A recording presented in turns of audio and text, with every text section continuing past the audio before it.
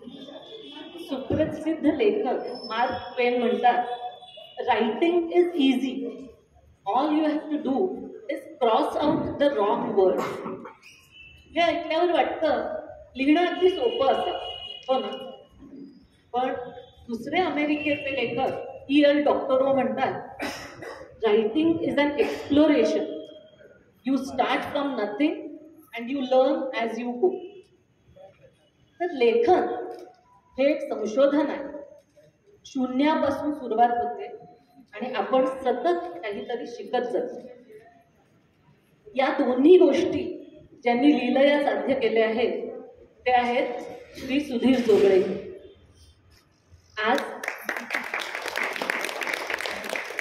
आज आपण त्यांच्या 2 पुस्तकांच्या प्रकाशन सोहळ्यासाठी इथे जमलो आहोत, द कृष्णा क्रॉनिकल्स आणि कथा सप्त. सर्वप्रथम मी श्री संजीव जोशी यांना विनंती करते की त्यांनी पाहुण्यांचे आणि उपस्थितांचे स्वागत करावे.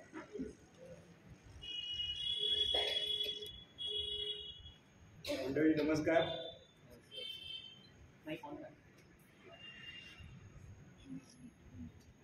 हॅलो. उपस्थित व मान्यवरांचे लोकमान्य ग्रंथालयाच्या वतीनं हार्दिक स्वागत. या लोकमान्य ग्रंथालयात आजच्या घडीला 22,000हून अधिक मराठी इंग्रजी पुस्तकं तसेच मासिकं, वर्तमानपत्र, दिवाळी अंक इत्यादी आहेत. त्याखेरीज ग्रंथालयाच्या वतीनं साहित्य संमेलनं, परिसंवाद असे अनेक कार्यक्रम राबवले जातात.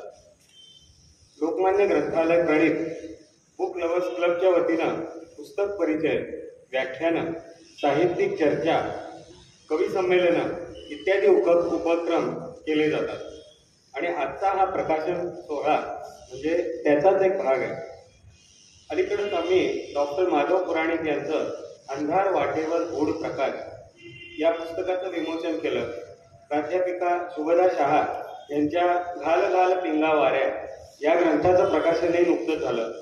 आणि आज श्री सुधीर यांच्या 2 पुस्तकांचं लोकार्पणही लोकमान्य ग्रंथालयाच्या वतीनं होत आहे, याचा मनस्वी आनंद आहे. पुन्हा एकदा सर्वांचं मनापासून स्वागत. धन्यवाद.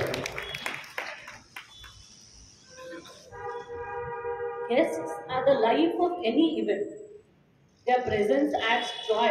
Their participation creates meaning. आजचे आपले पाहुणे डॉक्टर विनोद गायकवाडजी आणि माधुरीताई शानबाग हे आपलेच आहेत. त्यांच्या उपस्थितीमुळे कार्यक्रमाची उंची नक्कीच वाढलेली आहे. मी विद्या देशपांडे यांना विनंती करते की त्यांनी आपल्या आजच्या पाहुण्यांची ओळख करावी.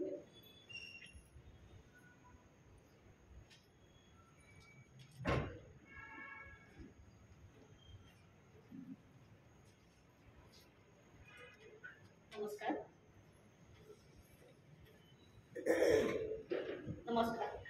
मी पाहुण्यांची ओळख करून देण्यासाठी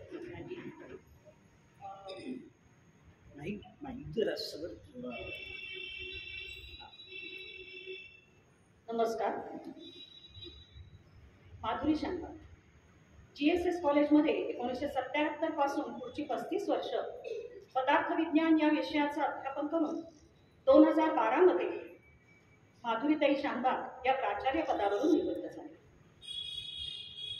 त्यांची आजवर विविध विषयावरची 55 पुस्तकं प्रकाशित झाली आहेत. त्यामध्ये विज्ञान कथा आणि कादंबऱ्या, चरित्र लेखन आणि अनेक ललित लेख संग्रहांचा समावेश आहे. त्यांनी अनेक पुस्तकांचे अनुवादही केलेले आहेत, ज्यामध्ये APJ अब्दुल कलाम यांचा आत्मकथन विंग्स ऑफ फायर याचा अग्निपंख या नावाने झालेलं मराठी भाषांतर आणि बहिणाबाईंच्या कवितांच्या इंग्रजीमध्ये केलेल्या अनुवादाचा विशेष उल्लेख करावा. आजवर त्यांना 2 महाराष्ट्र राज्य पुरस्कार, म.सा.प. पुणे या संस्थेचे 3 पुरस्कार, बाल साहित्य पुरस्कार अशा अनेक पुरस्कारांनी सन्मानित केलं गेलं आहे. त्यांचा अनेक साहित्य संमेलनामधल्या परिसंवाद आणि मुलाखतीमध्ये सक्रिय सहभाग राहिला आहे आणि वास्कोमधल्या प्रादेशिक साहित्य संमेलनाचं अध्यक्षपद सुद्धा त्यांनी भूषविलेलं आहे. आतापर्यंत 2 विद्यार्थ्यांनी त्यांच्या साहित्याचा अभ्यास करून PhD मिळवलेली आहे. आज सुद्धा अनेक शैक्षणिक, सांस्कृतिक आणि सामाजिक संस्थांशी त्यांनी स्वतःला जोडून ठेवले आहे. त्या सगळ्या संस्थांच्या उपक्रमांमध्ये माधुरीताईंचा सक्रिय सहभाग असतो हे विशेष. डॉक्टर विनोद गायकवाड. डॉक्टर विनोद गायकवाड हे चन्नम्मा विद्यापीठाचे निवृत्त प्राध्यापक आहेत आणि मराठी विभाग प्रमुख म्हणून चन्नम्मा विद्यापीठात त्यांनी अनेक वर्ष काम केलेलं आहे. आजवर त्यांच्या 56 कादंबऱ्या प्रकाशित झाल्या आहेत. त्यातल्या साई, युगांत आणि युगारंभ या कादंबऱ्यांचा अनेक भाषांमध्ये अनुवाद झाला. त्यांचे 3 कथासंग्रह आणि 6 नाटकं प्रकाशित झाली आहेत. त्याखेरीज 8 समीक्षात्मक पुस्तकं आणि 40हून अधिक संशोधनात्मक लेख सुद्धा प्रसिद्ध झाले आहेत. समकालीन कन्नड कथांचे अनुवाद सुद्धा त्यांनी केलेले आहेत. विनोद गायकवाड यांच्या कादंबऱ्यांचा अभ्यास या विषयावर आणि त्यांच्या साई आणि युगांत या कादंबऱ्यांवर 2 विद्यार्थ्यांनी PhD पूर्ण केली. विनोद गायकवाड यांच्या चरित्रात्मक कादंबऱ्या आणि विनोद गायकवाड यांचे समग्र साहित्य या 2 विषयांवर 2 विद्यार्थी PhD साठी संशोधन करत आहेत. धन्यवाद. आता बुक लव्हर्स क्लबची युवा वाचक सोज्वल पाटील आणि KLA स्कूलची 6व्या इयत्तेची विद्यार्थिनी अनुश्री या 2 जणी कृष्णा क्रॉनिकल्स विषयी बोलतील.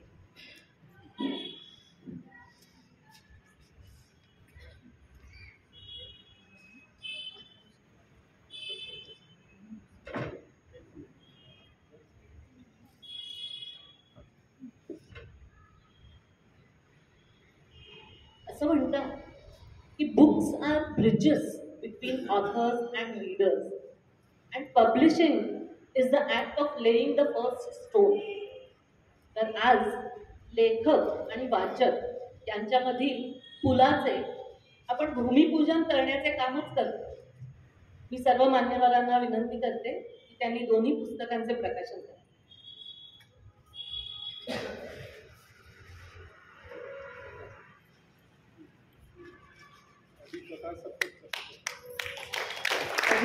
विनोद गायकवाड कथासप्तक या पुस्तकाचे प्रकाशन करतात.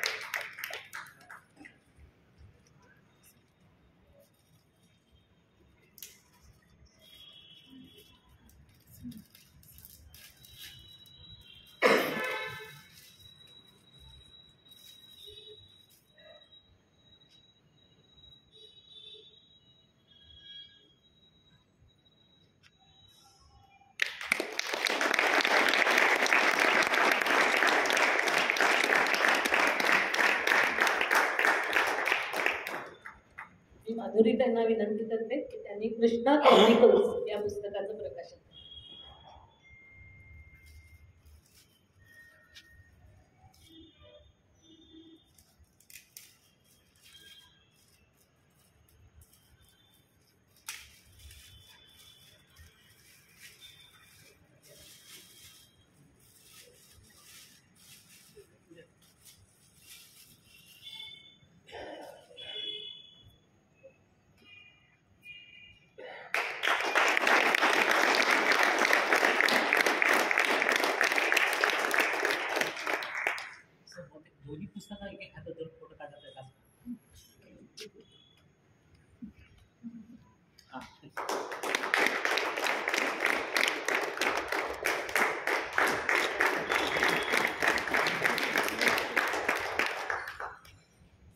आज आपल्याकडं 2 युवा वाचक आलेले आहेत. ते कृष्णा क्रॉनिकल्स या पुस्तकावर आपले विचार मांडतील. मी सुरुवातीला अनुश्री या छोट्या मैत्रिणीला विनंती करते तिने आपले विचार मांडावे. Respected elders on the dais and members in the audience, it is said that a book is a dream that you hold in your hand. I got this book, the Krishna's Chronicles, exactly like the above quote. a dream had came into my hands. First of all, I want to thank Sudhir Joglekar uncle to write this wonderful book. Since I had my exams, I could not read the entire book. Little children will like this book very much. Every chapter narrates a beautiful story of Krishna. Of all the chapters I read, I like the third chapter the most. It is titled Growing Up in Gokul. Little Krishna growing up with his friends, his naughtiness combined with innocence appealed to me very much. I could understand the stories as the language is very simple. I promised Sudhir uncle that I will read the full book as soon as I finish my exams.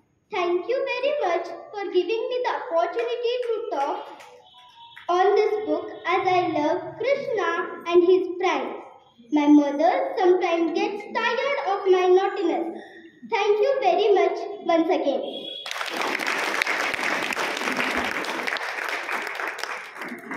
Thank you very much, Anushri.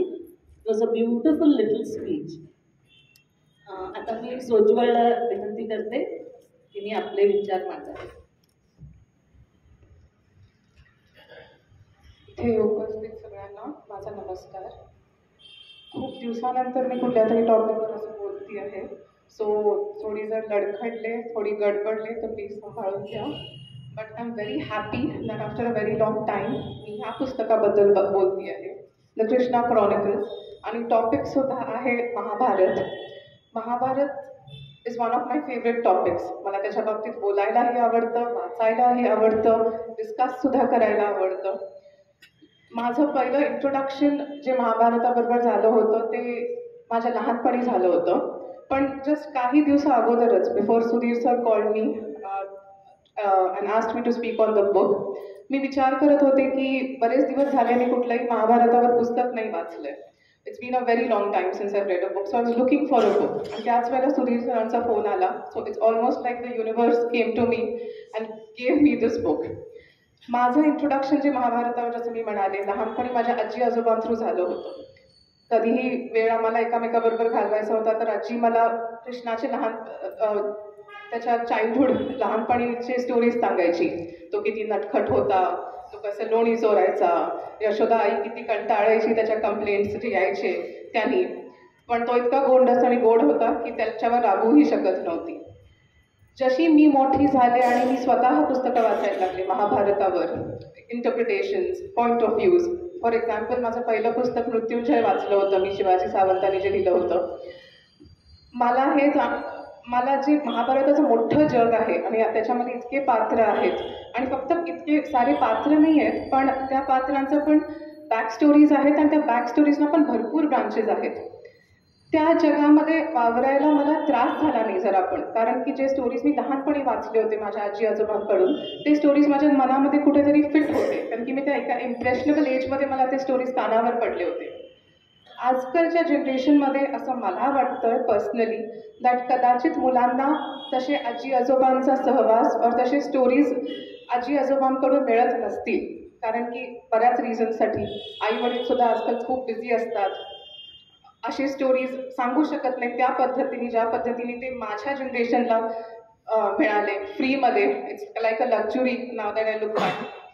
तर हे पुस्तक मला वाटतंय तो जो void आहे आता आजी आजोबांचा कदाचित आत्ताच्या जनरेशनमध्ये, तो वॉइड हा पुस्तक फिल करतोय.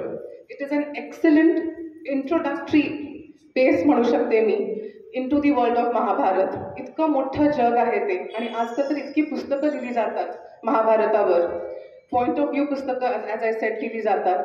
Before venturing into that big world, literary world, this is an excellent base लहान मुलांसाठी, टीनेजर्ससाठी आणि फ्युचर जनरेशनसाठी सुद्धा.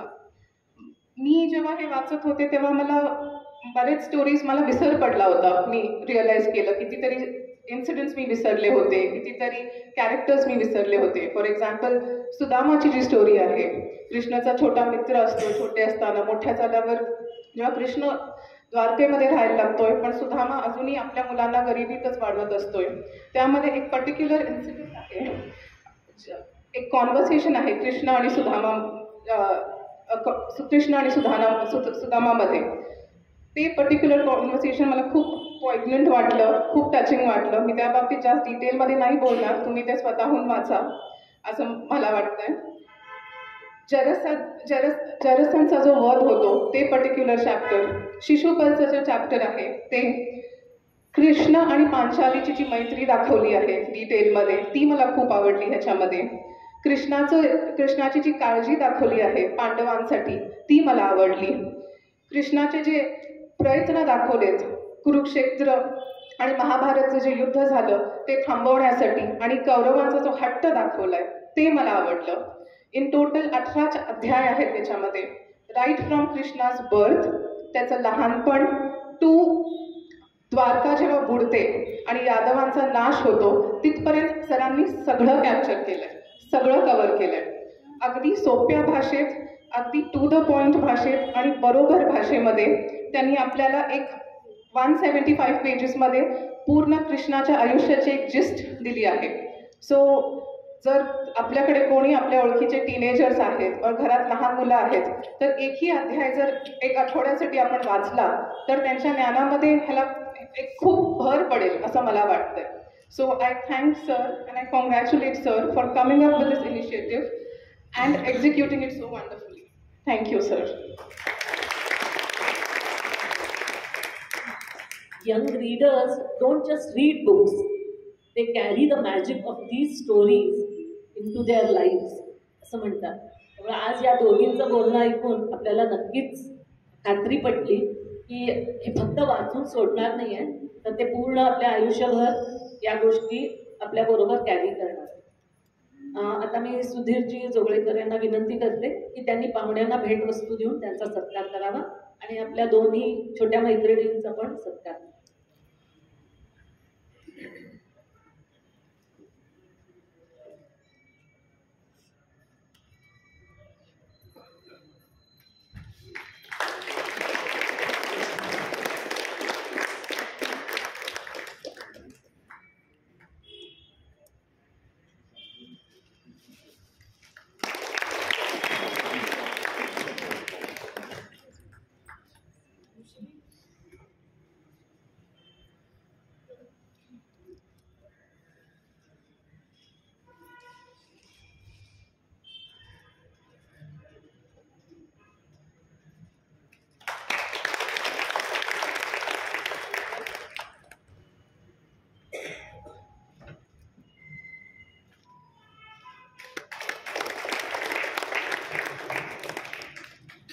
आता मी सुधीरजी जोगळेकरांना विनंती करते की त्यांनी हे पुस्तक लिहिताना पब्लिश करताना काय वाटतं ते सांगतील.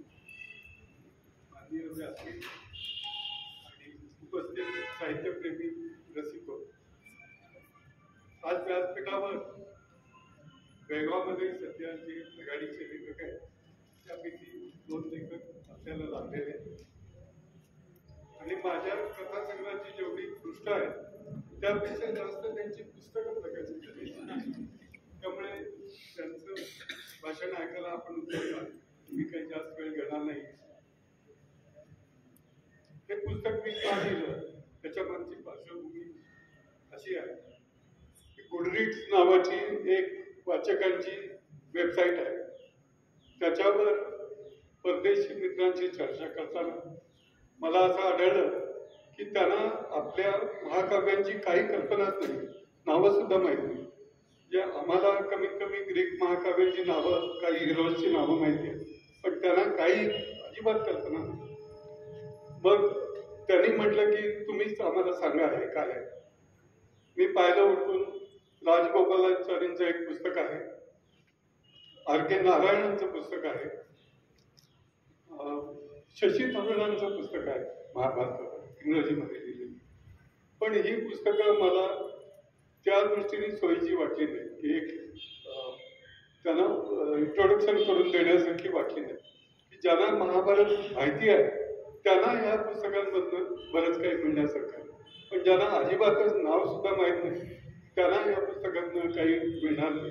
म्हणून मग मी लिहायचं ठरलं आणि ॲडव्हेंचर्स ऑफ पांडव प्रिन्सेस म्हणजे कुमार किशोरांसाठी द्यावं असं वाटलं. मोठ्यांसाठी आता लिहिण्याचा अर्थ नाही, कारण जी नवी पिढी आहे त्या पिढीला मग पुढं आणखीन पुस्तकं वाचायला संधी मिळेल असं वाटलं मला. तर हे पुस्तक 2020 साली करोनाच्या थोडंसं आधी आपल्या डॉक्टर नीता देशपांडे यांच्या हस्ते प्रकाशन झालं होतं आणि नंतर कोरोना आला, त्याची छापील आवृत्ती काढता आली नाही. कृष्णाचं सुद्धा पुस्तक मी कोरोनामध्ये अमेझॉनवर प्रकाशित केलं. आत्ता त्याची आवृत्ती मुद्रित आवृत्ती काढली आणि यात एक फरक केला. पहिल्या पुस्तकामध्ये मला तिथल्या वाचकांनी असं सांगितलं की दृष्टद्युम्न, दुर्योधन असली नावं आम्हाला काही ती पचत नाही आणि त्याच्याशी आम्हाला तादात्म्य साधता येत त्या कथेशी, म्हणून मी त्यात ती नावं थोडी थोडी संक्षिप्त केली. जे दृष्टद्युम्नला द्युम्न एवढंच केलं, जे भारतीय वाचकालाही ओळखता येईल की हे कॅरेक्टर कोण आहे आणि त्यांना ते सोपं वाटलं. मग त्यांनी ते वाचायला सुरुवात केली.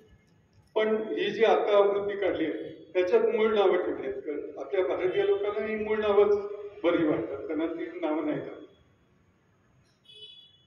त्याच्यानंतर याच्यामध्ये मूळ यांनी म्हटल्यासारखं मुख्य कथा आहे. ह्याच्यात त्या पात्रांचं विश्लेषण किंवा असे काही विचार नाही आहे, पण ह्याच्यामध्ये काही माहिती अशी आहे जी माहिती महाभारतात असते ते बहुसंख्य वाचकांना माहीत नसते. उदाहरणार्थ, एका वाचकाने अमेझॉनवर रिव्ह्यू लिहिताना असं लिहिलं की तुम्ही या कथेमध्ये जेव्हा भीम आणि दुर्योधनाचं गदायुद्ध झालं त्यात दुर्योधनाच्या जांघेवर प्रहार कर असं अर्जुनाने सांगितलं असं तुम्ही लिहिलंय, तर हे चुकीचं आहे. हे कृष्णाने सांगितलं असलं पाहिजे. तर त्यांना मी श्लोक रेफरन्स दिला की नाही, हे गदा मार असं अर्जुनानेच भीमाला सांगितलं होतं. याचं कारण असं की तिथं बलराम हा त्या मल्लयुद्धाचा पंच होता आणि बलरामाचे हे दोघेही शिष्य दुर्योधन आणि भीम, पण दुर्योधन त्याचा जास्त लागतो आणि हा मोठा भाऊ कृष्णाचा. त्याच्यासमोर भीमाला सांगणं कृष्णाला जमणार नव्हतं, म्हणून कृष्णाने हळूच कानात अर्जुनाच्या सांगितलं आणि अर्जुनाने भीमाला सांगितलं की ह्याच्या जांघेवर प्रहार कर. अशा बऱ्याच छोट्या गोष्टी आहेत. उदाहरणार्थ, जेव्हा वारणावतल्या लाक्षागृहामध्ये पांडवांना जाणण्याचा प्रयत्न झाला आणि त्यातून ते बचावून निसटून गेले, पण कौरवांना वाटलं की ते संपले, म्हणून त्याचे अंत्यसंस्कार करण्यासाठी त्यांनी यादवांना निमंत्रण पाठवलं आणि बलराम आणि कृष्ण वारणावतला आले, पण ते अंत्यसंस्कार न करताच गेले. याचं काय कारण हे तुम्ही पुस्तकातच वाचा. तर हे पुस्तक जे आहे ते कुमार किशोरांसाठी उपयुक्त आहे. मोठ्यांनाही त्यात काही अशा मनोरंजक गोष्टी मिळू शकतील, पण प्रामुख्याने तुमच्या घरी जर तुमची मुलं नातवंड इंग्रजी माध्यमात शिकलेली असतील तर त्यांच्यासाठी हे पुस्तक आहे. त्यांना महाभारताची ओळख होते. त्यामुळे मी आता जास्त वेळ घेत नाही, मी आजच्या पाहुण्यांकडे सूत्र सांगतो. धन्यवाद सुधीरजी. आता मी डॉक्टर विनोद गायकवाड यांना विनंती करते की त्यांनी सुधीर जोगळेकर लिखित कथा सप्तक या कथासंग्रहाबद्दल आपले विचार मांडावे.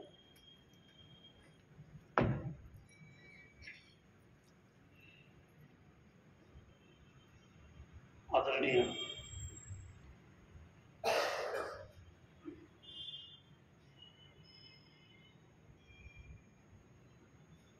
माधुरी शानबाग मॅडम, आजचे उत्सव मूर्ती सुधीर जोगळेकर सर,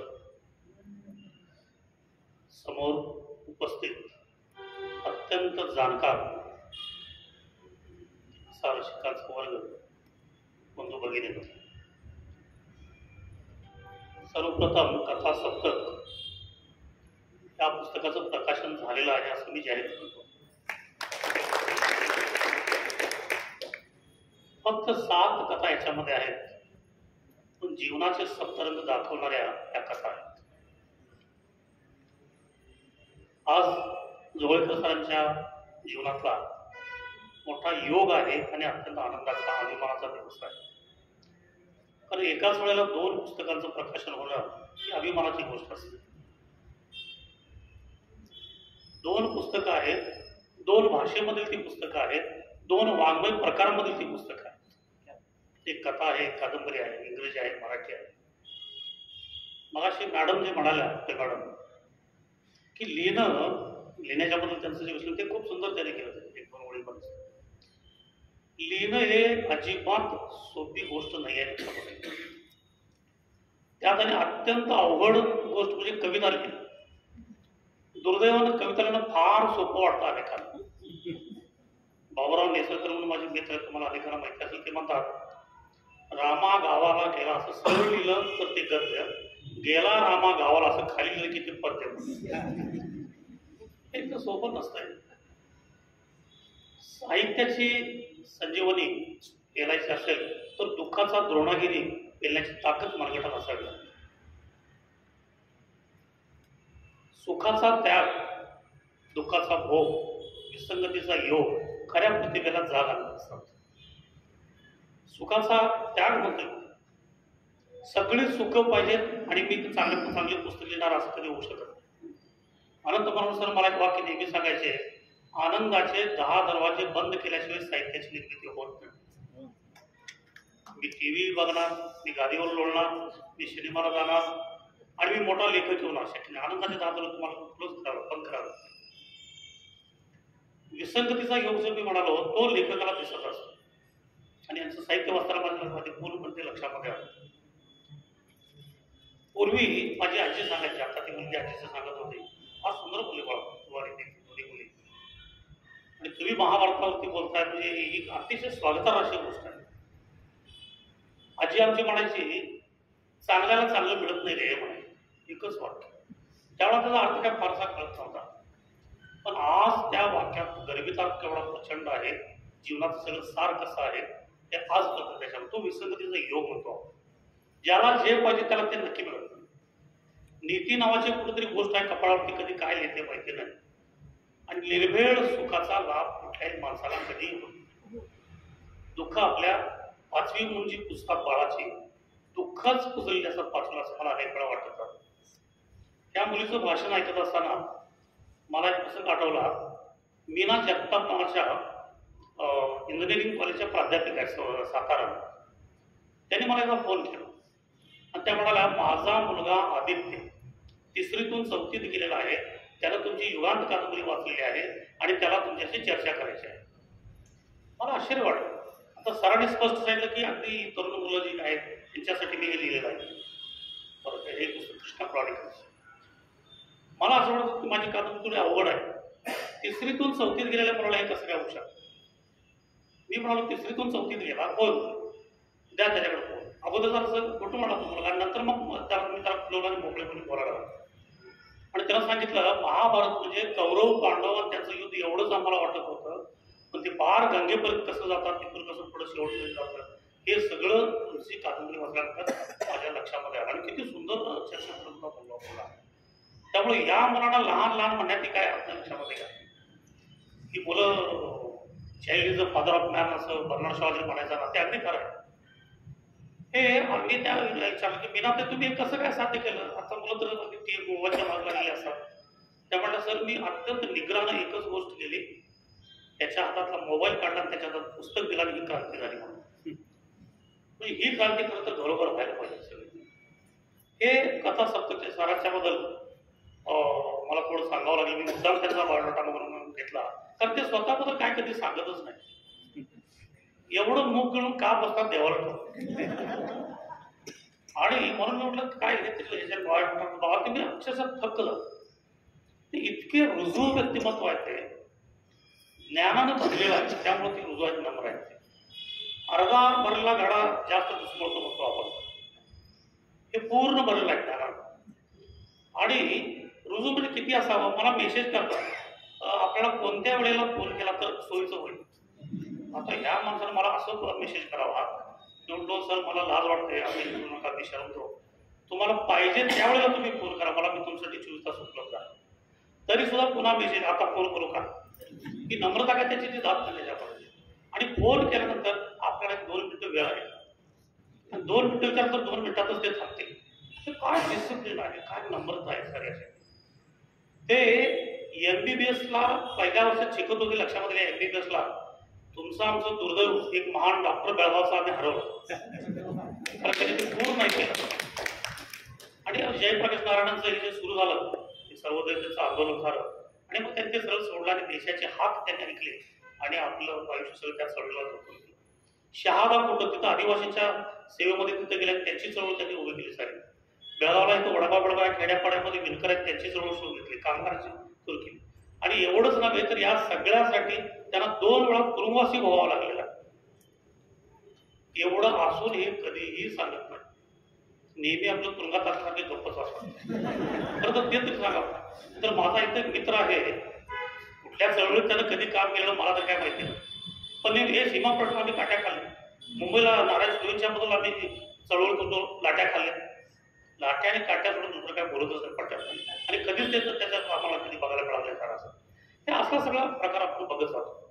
त्यामुळं त्याच्यानंतर मग या प्रिंटिंग व्यवसायामध्ये त्यात किती ते नाविन्य आणलं सरासरी.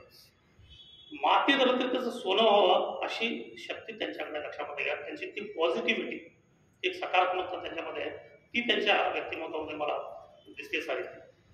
त्या फ्रेडरिक निस्सेचं एक वाक्य आहे, लिव्ह डेंजरसली म्हणतो, लिव्ह डेंजरसली. आणि त्यानं त्याचं एक तत्वज्ञान निर्माण केलं त्याचं. तो सांगतो की माणसानं सतत चॅलेंजेस जे असतील स्वीकारावे, जे स्ट्रगल्स असतील त्याला तोंड द्यावं आणि आपला कम्फर्ट झोन जो आहे त्याच्यातून बाहेर पडायला त्याला घाबरता कामा. हे लिव्ह डेंजरसच्या पाठीमागे आपण कम्फर्ट झोन बघत जातो आणि जीवनाचा आनंद आपल्याला कळत नाही. सरांचं जीवन कधी तर ते लिव्ह डेंजरस अशाच प्रकारचं आहे. ते डेंजरस दिसत नाही, हा भाग वेगळा, पण जीवन त्यांचं जे जगलं आता किती वेगळ्या पद्धतीचे व्यवसाय, कुठं जाणं, काय काय करणं. MBBSला ऍडमिशन करायला कोण सोडेल लक्षामध्ये घ्या. आजच्या काळात आपल्याला ते सहज शक्य वाटत नाही झाली, कदाचित मी खोटं सांगतो असं तुम्हाला वाटण्याची शक्यता आहे, पण ते त्यांनी केलं. लिव्ह डेंजरसली म्हणतो आपण त्याला सांगायचा. हा जो भाग आहे तो अतिशय महत्त्वाचा मला वाटतो. त्याच्या कथेबद्दल थोडंसं बोलतो मी, फार तुम्ही कथा वाचायलाच पाहिजे. आता सरांनी सांगितलं की मी ते सगळं सांगणार नाही तुम्हाला आणि तुम्ही त्या कथा वाचायला पाहिजे, हे अगदी खरं आहे. आणि मी त्याला फक्त एक थोडंसं त्याच्यामध्ये अधिक वाढवून सांगेन की पुस्तकं तुम्ही सगळ्यांनी वाचावी आणि विकत घेऊन वाचावी. यांच्याकडे फुकट मागायला जाऊ नये आपण. जीवनातला सगळ्यात मोठा संस्कार कुठला असेल, पुस्तक हे आत्म्याचं अपत्य असं लक्षामध्ये घ्या. ते नुसता माणसाचा अपत्य असतं. आणि त्यामुळं त्या लेखकाचा सन्मान तेवढ्याच पद्धतीनं व्हायला पाहिजे, चांगल्या पद्धतीनं व्हायला पाहिजे. तो लेखकाचा सामान्य नसतो. ती लिहिण्याची प्रोसेस, ती सगळी प्रक्रिया ती इतकी अवघड असते. मगाशी मॅडम जे म्हणाल्या त्या पद्धतीनं लिहिणं अत्यंत कष्टकर प्रवास असतो. पुस्तक प्रकाशन अत्यंत आनंददायक प्रवास असतो, अत्यंत क्षण असतो, आनंदाचा. पण लिहित असताना आत्रेय म्हणायचे त्याच्या घराबाहेर नाटकाचं शेवटचं 7 पानांचा अंक लिहिताना मला 7 दिवस लागले, 7 दिवस रक्त ओकायची पाळी आली होती म्हणाले. लक्षामध्ये घ्या.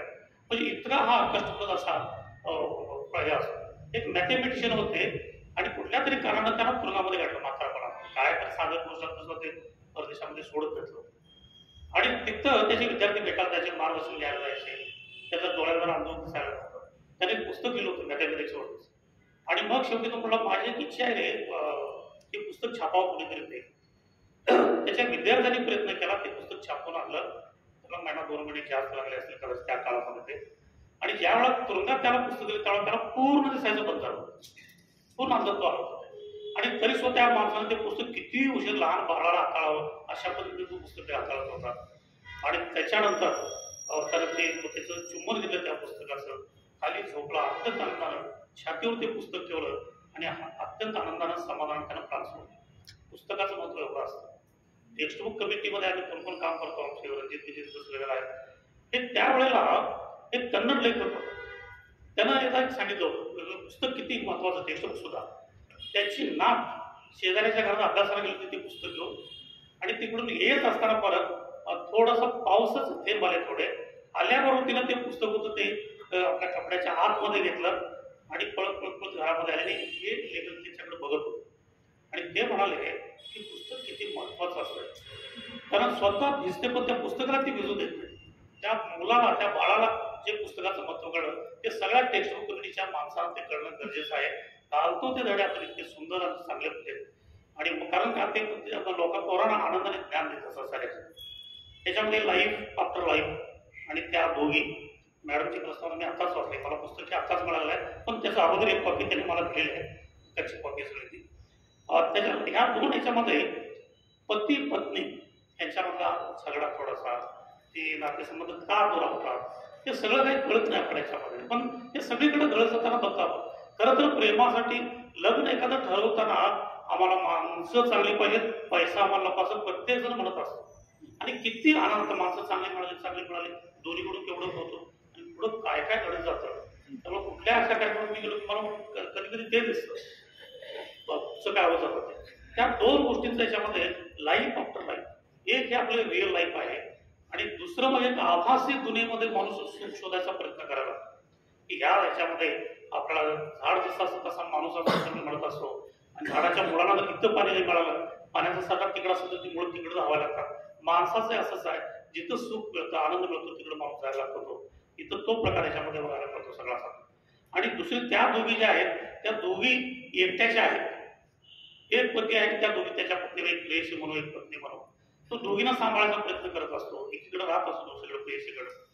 आणि मग त्यामध्ये सुद्धा ती चिडते आणि ती पहिली तिला मदत करायला तर ती सुद्धा चिडते, तू येऊ नको, आम्हाला सोडून गेला का, तू जा तिला तिच्याकडे राहतात. आणि हा ती अडचण त्याला मग तिकडे गेल्यामुळं ती दुसरी जी असते लतीफा ती म्हणते तू तिकडं का जाणार असं, फोनवर काम झालं नसतं का तुझं, ते अडचण तुझ्या मनात अजून तीच आहे, तू तिकडे जा. त्यांना जायचं कुठं जाते, तो सरळ बारमध्ये जा, सुंदर ठिकाण या सगळ्याच्या याच्यात जाण्यापेक्षा जरा असं. हा शेवट मी त्याचा काही मी तुम्हाला सांगत नाही, फक्त तुमची उत्सुकता चालवतो त्याच्यामध्ये. पण हा भाग का होत असावा हा एक मोठा विचाराचा एक भाग आहे त्याच्यामधला. तो वपू काळ्या गमतीनं म्हणायची, लग्न झाल्यानंतर एक 3-4 वर्ष अत्यंत आनंदाची आणि ती अमृतासारखी असतात. त्यानंतर आयुष्यभर अमृतांजन होतं आणि ते बी आपण आपल्या जाताना आपल्या कपाळाला सोडून घ्यावं लागतं, म्हणजे तोडायला बी कोणी. आणि हे विनोदानं जरी सांगितलं आपलं वपू काळजी तरी ती गंभीर व्हावं, याच्यावरती आपण काहीतरी सोल्युशन काढायला पाहिजे. की लग्नानंतर 2-4 वर्ष अत्यंत आनंदानं कशासाठी, शृंगार सुखासाठी आपण एकमेकाला मानतो का, आणि मग हळूहळू दुरावा का व्हायला लागतो सगळा त्याच्यामध्ये. हे सगळे चांगल्या विचारवंतांनी त्याच्यावरती विचार करावा असा तो सगळा भाग आहे. मैदान ही कथा मला फार आवडते त्याच्यामध्ये. तर एका आदर्श अशा शिक्षकाची ती कथा, मुख्याध्यापकाची ती कथा आणि त्या मैदानावरतीच ती कथा आधारित आहे. ती मैदान कशासाठी असतं, मुलांनी खेळावं. आणि कुठून तरी कुठल्या तरी एका शाळेमध्ये त्या मैदानावरती एका मुलाचा अपहरणाचा प्रयत्न झाल्यानंतर एक नियमच काढतात सगळ्या ह्याच्यात, मैदान 6 नंतर बंद, शाळा बंद झाली की मैदान बंद, कुणी खेळायचं. आणि खरं तर मैदान जिवंत होतं ती शाळा सुटल्यानंतरच होतं. आणि बाहेरचेही लोक येतात, शाळेचे लोक अशा समाज करायचा. आणि त्या मुख्याध्यापकाला माझ्या मैदानावर मुलं खेळायला पाहिजे, पण हा काय नियम काढला. पण योगायोगानं ते मैदान पुढं करण्याची मुला परवानगी मिळते, मुलं खेळायला लागतात. आणि त्यावेळेला त्या शाळेत नसलेला एक भरम्या नावाचा मुलगा तो येतो, तिथला एका टेकडीवरचा मुलगा असतो, तो जातो. आणि ती एक वस्ती थोडीशी याच्या दर्जाची म्हणून आपण आर्थिकदृष्ट्या दुर्बल वगैरे असतो किंवा संस्कारित थोडीशी. आणि तो आल्यानंतर मग हे नवीन खेळ सगळं सामान साहित्य सगळं खेळाचं ते आपल्या विद्यार्थ्यांना देतात ते. आणि ते बाहेरच्या आलेल्या मुलांना काय असणार, जुनं जरी सामान डायरेक्ट घेऊन देत ती बरोबर सांगायला लागतात. त्यात तो भरम्यात 1 नंबरचा खेळाडू असतो, पण त्याची नंतर चौकशी करतात, तो कुठल्याही शाळेत नसतो, काही नसतो. आणि मग त्याला ते म्हणतात की आमच्या शाळेत त्याला घ्या, आणि तो चांगला क्रिकेटर होऊ शकेल, चांगला विकेट किपर होऊ शकेल. आणि त्या पद्धतीनं घडत जात होते. हे शिक्षकाचं आणि विद्यार्थ्याचं नातं हे वेगळं असं लक्षामध्ये घ्या.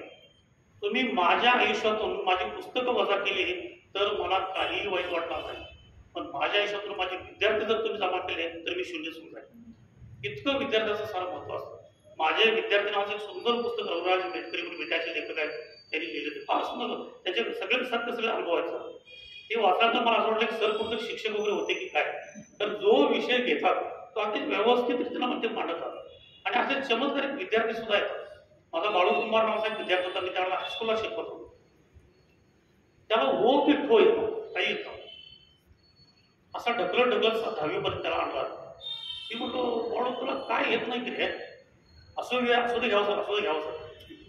तोच माझं सांत्वन करायचा, मी त्याचं करायचं राहिलंच बघा. पुढे कसं होणार, काहीतरी होतं काहीतरी होतं, किती पॉझिटिव्ह होऊ शकतो. त्या 10वीला तो सगळ्यात टेबलमध्ये नापास झाला. नंतर आमच्या गावात कृष्णा नदी आहे, ते वाळूच्या ट्रका भरपूर असतात, विटांचा व्यापार भरपूर मोठा आहे, त्या ट्रकवरती हमाली करायला लागला. कालांतरानं आम्हाला ते किन्नर झाला होता, त्याच्याचा क्लिनर होता, ते किन्नर मोठा झाला. नंतर तो हळूहळू ड्रायव्हिंग शिकला, अत्यंत प्रामाणिक. आणि त्यामुळं मालकानं सांगितलं की बाबा ते जे पॅसेंजर बसले ते सगळे पैसे तूच घे. असं करता करता मी त्यानंतर गाव सोडून तुळजापूरला गेलो. तिथून एकदा मी आलो तेव्हा तो स्टँडवरती होता आणि मला बघितलं, लहान स्टँड काय लोकसंख्या अगदी कमी होती त्यावेळेला. पळत पळत आला आणि माझ्या पायाला तो म्हटला, सर तुम्ही माझी एकटेच काळजी करत होता, माझे आईवडील माझी कधी काळजी करत नव्हते, पण तुम्ही म्हणतो बाळा तुझं कसं व्हायचं रे, मग माझं कसं झालं दाखवतो चला. त्याने एक जुना ट्रक खरेदी केला होता आणि त्याचा तो मालक झाला होता. आज त्याच्याकडे किती ट्रक आहेत त्याला लक्षात नाही.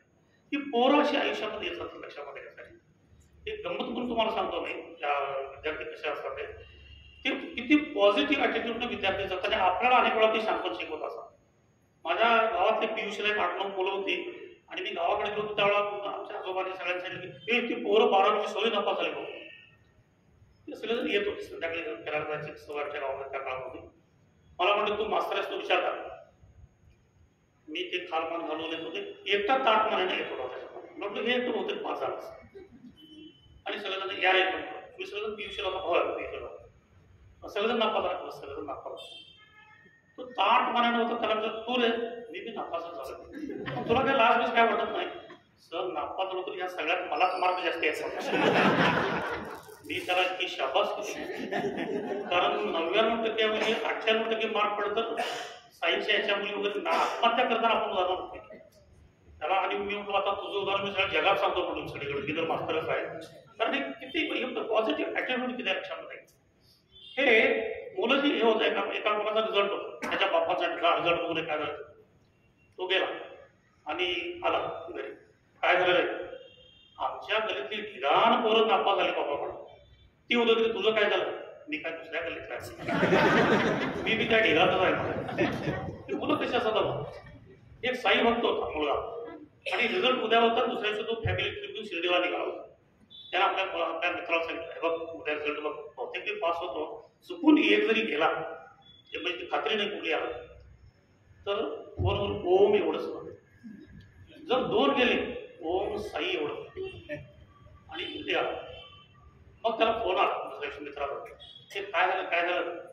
त्या मित्राला सांगितलं, श्री सच्चिदानंद सद्गुरू साईनाथ महाराज की जय. एक पेपर पास झाले. पण ती मुलं पॉझिटिव्ह कशी घेतात लक्षात. आणि पालक तरी काही थोडे कमी असतात. एका बापानं आपल्या मुलाला गल्लीत तोंडाने पडवायला चालू केलं, ते ओरडलं जोर जोरात, गल्लीत सगळं का मारताय का मारताय, उद्या ह्याचा रिझल्ट आहे. पण उद्या रिझल्ट आणि आज का मारतोय, उद्या मी गावात जाणार. एवढी खात्री हे नक्की नापास होते मला. इथं गुरु शिष्याचं नातं गांभीर्यानं इतकं चांगल्या पद्धतीनं केलं लक्षामध्ये घ्या. मला एक वाक्य नेहमी आठवतं, 7 गुण करणारा एक शिक्षक, एक कुणी समाजाला परवडतो. 7 गुण करणारा एक कुणी, पण एक पिढी बरबाद करणारा शिक्षक समाजाला परवडत नाही लक्षामध्ये. तर त्यानं बरबाद केली ती पिढी येणाऱ्या पिढ्यांना बरबाद करत होते. असा हा शिक्षकाचं महत्व आहे. एवढं सर असतं. मैदान एखादं या पद्धतीचे आहे. कहाणीत कलिंगासुराची आणि अष्टमीची ऐकी राहते. ह्या 2 अंधश्रद्धेवर आधारित करतात. सरांचं अनुभव विश्व किती मोठा आहे लक्षामध्ये घ्या. किती कुठलं एका कथेतून दुसऱ्या कथेकडे एक सूत्र असं आपल्याला समावेश सगळं चाल. एक साधं कलिंगड आहे आणि ते खेड्यातली माणसं त्याला भूत म्हणायला लागतात त्या कलिंगडाला, कारण ते जाळीमध्ये आतमध्ये आहे, ते मोठं मोठं आहे. एका कुठेतरी शाळा सांगतो की ते हे आहे बाबा, ते भूत आहे आणि ते त्याला टक्कल पडले, ते हिरवट टक्कल आहे आणि ते नक्की कधी उडी मारेल काय करेल सांगता येत नाही. एक भीती निर्माण करतात. आणि असं होता होता तो त्या गुरुवाला बोलतो, तो शाळा त्या गावातला तो हनुमानाचा, तो म्हणतो ते हनुमान चालीसावर त्याला माहिती, त्याच्यामध्ये असुर त्याला शब्द माहिती असतो. हे ते भूत नाही, ते असुर आहे. त्याचं शांतपणे एवढ्या होत आणि त्याला हात लावू नका, हे करू नका, ते करू नका. एक शिकलेला ब्राह्मणाचा मुलगा येतो, तो म्हणतो अरे वेड्यानं ते फळ आहे रे, म्हणतो तुम्हाला माहिती नाही काय टाकतो आपण ते आतलं लाल पडत घर सगळा खायला लागतो. तर त्याला तो गुरु म्हणतो ते ब्राह्मणाचं पोरग बघ, ते त्या असुराचं रक्त आणि मूस खायला लागलं, ते लाल मूस. शहाणं एकटंच आहे त्या गावात आहे, त्याला सगळेजण म्हणून जोडबायला चालू करतो आणि असं होतं अनेक ठिकाणी. त्यामुळे तो पळून जातो तिथून तो सारा. हे नंतर मग शेवटी कळतं की हे फळ आहे म्हणजे. पण ती अंधश्रद्धा कशी वाढत जाते. दमा बिरादाराची भूताचा जन्म नावाची कथा मला ही आठवली, त्या थोडीशी ही कथा आहे की अंधश्रद्धाची निर्मिती कशी होत जात असते. आणि दुसरी जी आहे का ह्याची अष्टमीच्या ऐकेला ते फुलाचे खांब पडायला लागतात, मग तिथं कुठंतरी नरबळी द्यायला पाहिजे, म्हणून एका बाळाचा बळी द्यायचे पडतात. ती फार सुंदर तशा पद्धतीची कथा त्याला सुद्धा तुम्हाला लिहिता येणार. इतकी नाजूक असं जे शिवण वगैरे असावं म्हणतो आपण त्याला, धागे वगैरे विनावे अशा पद्धतीने ती कथा सारी केलेली आहे.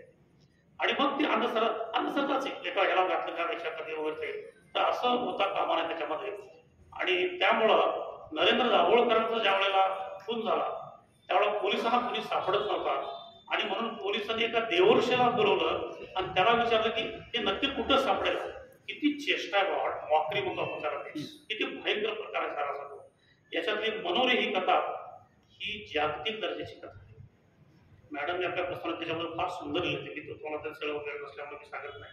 आणि मी अर्जुन की पुन्हा हे जे महाभारतावरची ती कथा आहे, अर्जुन अगदी शेवटच्या क्षणाला त्याचा तो मृत्यू समीप ठाकलेला आहे, त्यावेळेचं सरांनी जे वर्णन केलेलं आहे ते सगळं अद्भुत आहे. किती व्यक्तिरेखा याच्यामध्ये साऱ्या आहेत, किती विषय त्यांनी त्याच्यामध्ये मांडले आहेत. भाषाशैली अत्यंत सुंदर अशा पद्धतीची आहे. त्यामुळं तुम्हाला काही कथा याच्यामध्ये जागतिक दर्जाची आहेत असं तुमच्या लक्षामध्ये राहील.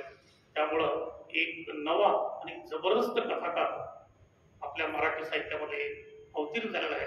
त्यांचं मी तुमच्या सगळ्यांच्या वतीनं स्वागत करतो आणि ह्या आनंदाच्या क्षणी त्यांनी आम्हालाही सहभागी करून घेतल्याबद्दल धन्यवाद देतो.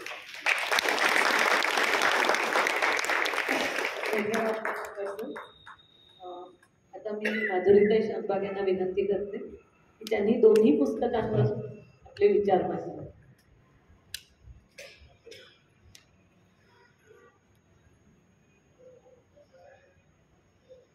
वसुदेव सुतं देवं कंस चाणूरमर्दनं देवकी परमानंदं कृष्णं वंदे जगद्गुरु. ह्या एका श्लोकामध्ये कृष्णाचं चरित्र आहे आणि हे पुस्तक कृष्णा क्रॉनिकल्स त्याच श्लोकाचं खूप वेगवेगळ्या पद्धतीने घेतलेला वेध आहे असं मी पहिल्या क्षणी म्हणेन. आजचे उत्सवमूर्ती श्री जोगळेकर, डॉक्टर विनोद गायकवाड सर, उपस्थित असलेले जवळजवळ 100% परिचित चेहरे, सर्वांना माझा मनापासून नमस्कार. मला असं वाटतं की इथे असलेला प्रत्येक जण काय आपल्या देशातलं जवळजवळ प्रत्येक मूल रामायण आणि महाभारताची कृती पिऊनच वाढतं.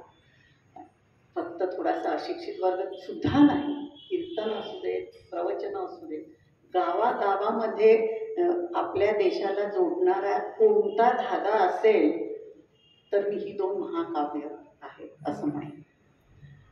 ह्या महाकाव्यांना पुराण आहे, त्या कपोलकल्पित कथा आहे असा काही विशिष्ट लोकांची विचारसरणी असते आणि त्याचा बऱ्याच प्रमाणावर प्रसार सुद्धा केला जातो. ह्यापासून तुम्ही ते मानलेलं नाही आहे याचं कारण म्हणजे पुस्तकाची जी सुरुवातच आहे ती पहिल्या 3 चित्रांनी होते ह्याच्यानंतर. आणि ती चित्र बघून मला फार बरं वाटलं की त्याने हा पहिला नकाशा दिलेला आहे भारताचा.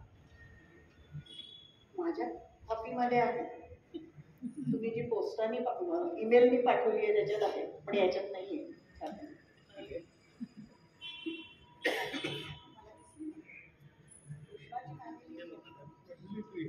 फॅमिली ट्री नाही, तुम्ही जी मला कॉपी पाठवली आहे त्याच्यात आर्यावर्ताचा भारताचा नकाशा आहे आणि कंदाहार म्हणजे गांधारपासून सगळी नावं त्याच्यामध्ये आहेत. ते पान मला फार आवडलं म्हणून मी त्याचा सुरुवातीला उल्लेख केला आणि नंतर बघितलं या पुस्तकात ते नाही आहे.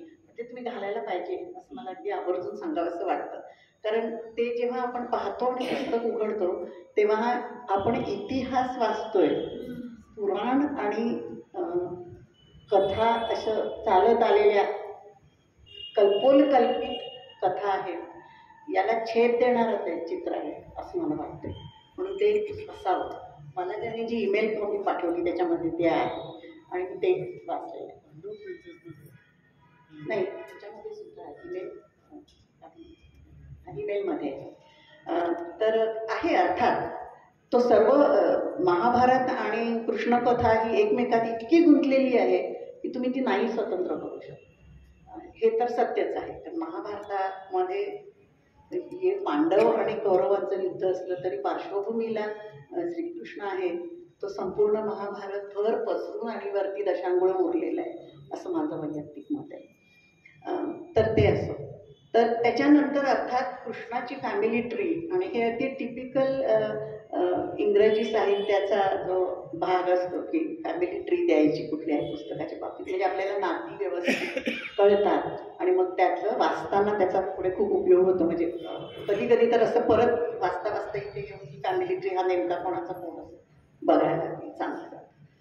तर असं हे कृष्णा क्रॉनिकल्स पुस्तक, त्याचं नाव क्रॉनिकल्स ठेवलेलं आहे. क्रॉनिकलचा अर्थ बखर, अर्थात ही बखरच आहे पण ती कादंबरीच्या स्वरूपात आहे. त्याच्यामुळे बखर हे थोडंसं वाटतं पण अगदी क्रॉनॉलॉजिकल आहे. आपण एखादी गोष्ट क्रॉनॉलॉजिकल म्हणतो की तारकवार वर्षवार, तसंच हे कृष्णचरित्र आहे म्हणून त्याने क्रॉनिकल्स हे नाव दिलं असेल. पण ही कादंबरीच आहे, ती काय बखर नाही आहे असं माझं मत झालेलं आहे पुस्तक वाचून. पण अर्थात तो ज्याचा त्याचा चॉईस आहे. पण बखर हा शब्द थोडा आपण लगेच एखादी जर कृष्णाची बखर असं पुस्तक असेल तर ते उचलू किंवा विकत घेऊ तसं नाही. पण कृष्ण कथा असं जर पुस्तक म्हटलं किंवा कृष्ण तर ते जास्त हे होईल. पण अर्थात हे ज्या वाचक वर्गासाठी लिहिलेलं आहे परदेशी म्हणजे इंग्रजी भाषेच्या ह्याच्यासाठी, त्याच्यासाठी क्रॉनिकल्स हा शब्द म्हणजे फारच त्यांना आवडणार आहे म्हणून कदाचित तुम्ही ते केलेलं असेल. माझं आपलं मराठी पण काय संपत नाही आतलं, किती काही केलं तरी, किती इंग्रजी पुस्तकं वाचली तरी मराठी आतून जे मराठी पण आहे ते काय जात नाही. पुस्तक खरोखर खूप छान आहे पण जसं म्हणतात तसं ते टीनेजर वाचकांसाठी आहे असं मला वाटत नाही. खूपशा गोष्टी ह्या प्रौढांसाठी सुद्धा. महाभारत आणि रामायण याच्याबद्दल मला एक स्वतःला आलेला असा अनुभव आहे. मी सुद्धा लहानपणी आईवडिलांकडनंच ऐकलं, नंतर ते कथा आल्या छोट्या छोट्या, म्हणजे सुरुवातीला राम आणि मग ती सीतेला पळवलं, इथूनच जी सुरुवात होते मग हळूहळू त्याच्यात भर पडत पडत पडत आपण जसे मोठे होतो त्याच्यात नंतर मग अगदी पहिल्यांदा वाचायचं म्हणजे राजगोपालाचार्यांचं तुम्ही म्हणालात ते इंग्रजीमधलं, आणि मराठीमध्ये तर इतकी महाभारतावरती पुस्तकं आलेली आहेत. आनंद साधलेचं तर मला खूप आठवते, मला नाव आठवत नाही ते, त्यांचं एक खूप छान पुस्तक आहे महाभारतावर. नंतर अजय नावाचा इतिहास आहे, मनोहरांचं पण खूप छान पुस्तक आहे. अशी अनेक पुस्तकं महाभारतावर वाचलेली आहेत. तुम्ही ते उल्लेख केला शिवाजी सावंतांचं ते कृष्णाच्या नजरेतनं.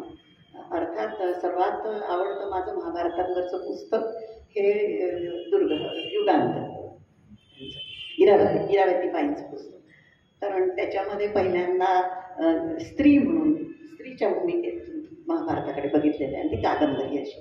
आणि मग पर्व म्हणून भैरप्पांचं जे आहे त्याचा अनुवाद वाचला आहे मी, पण ते सुद्धा एक अतिशय उत्तम पुस्तक आहे.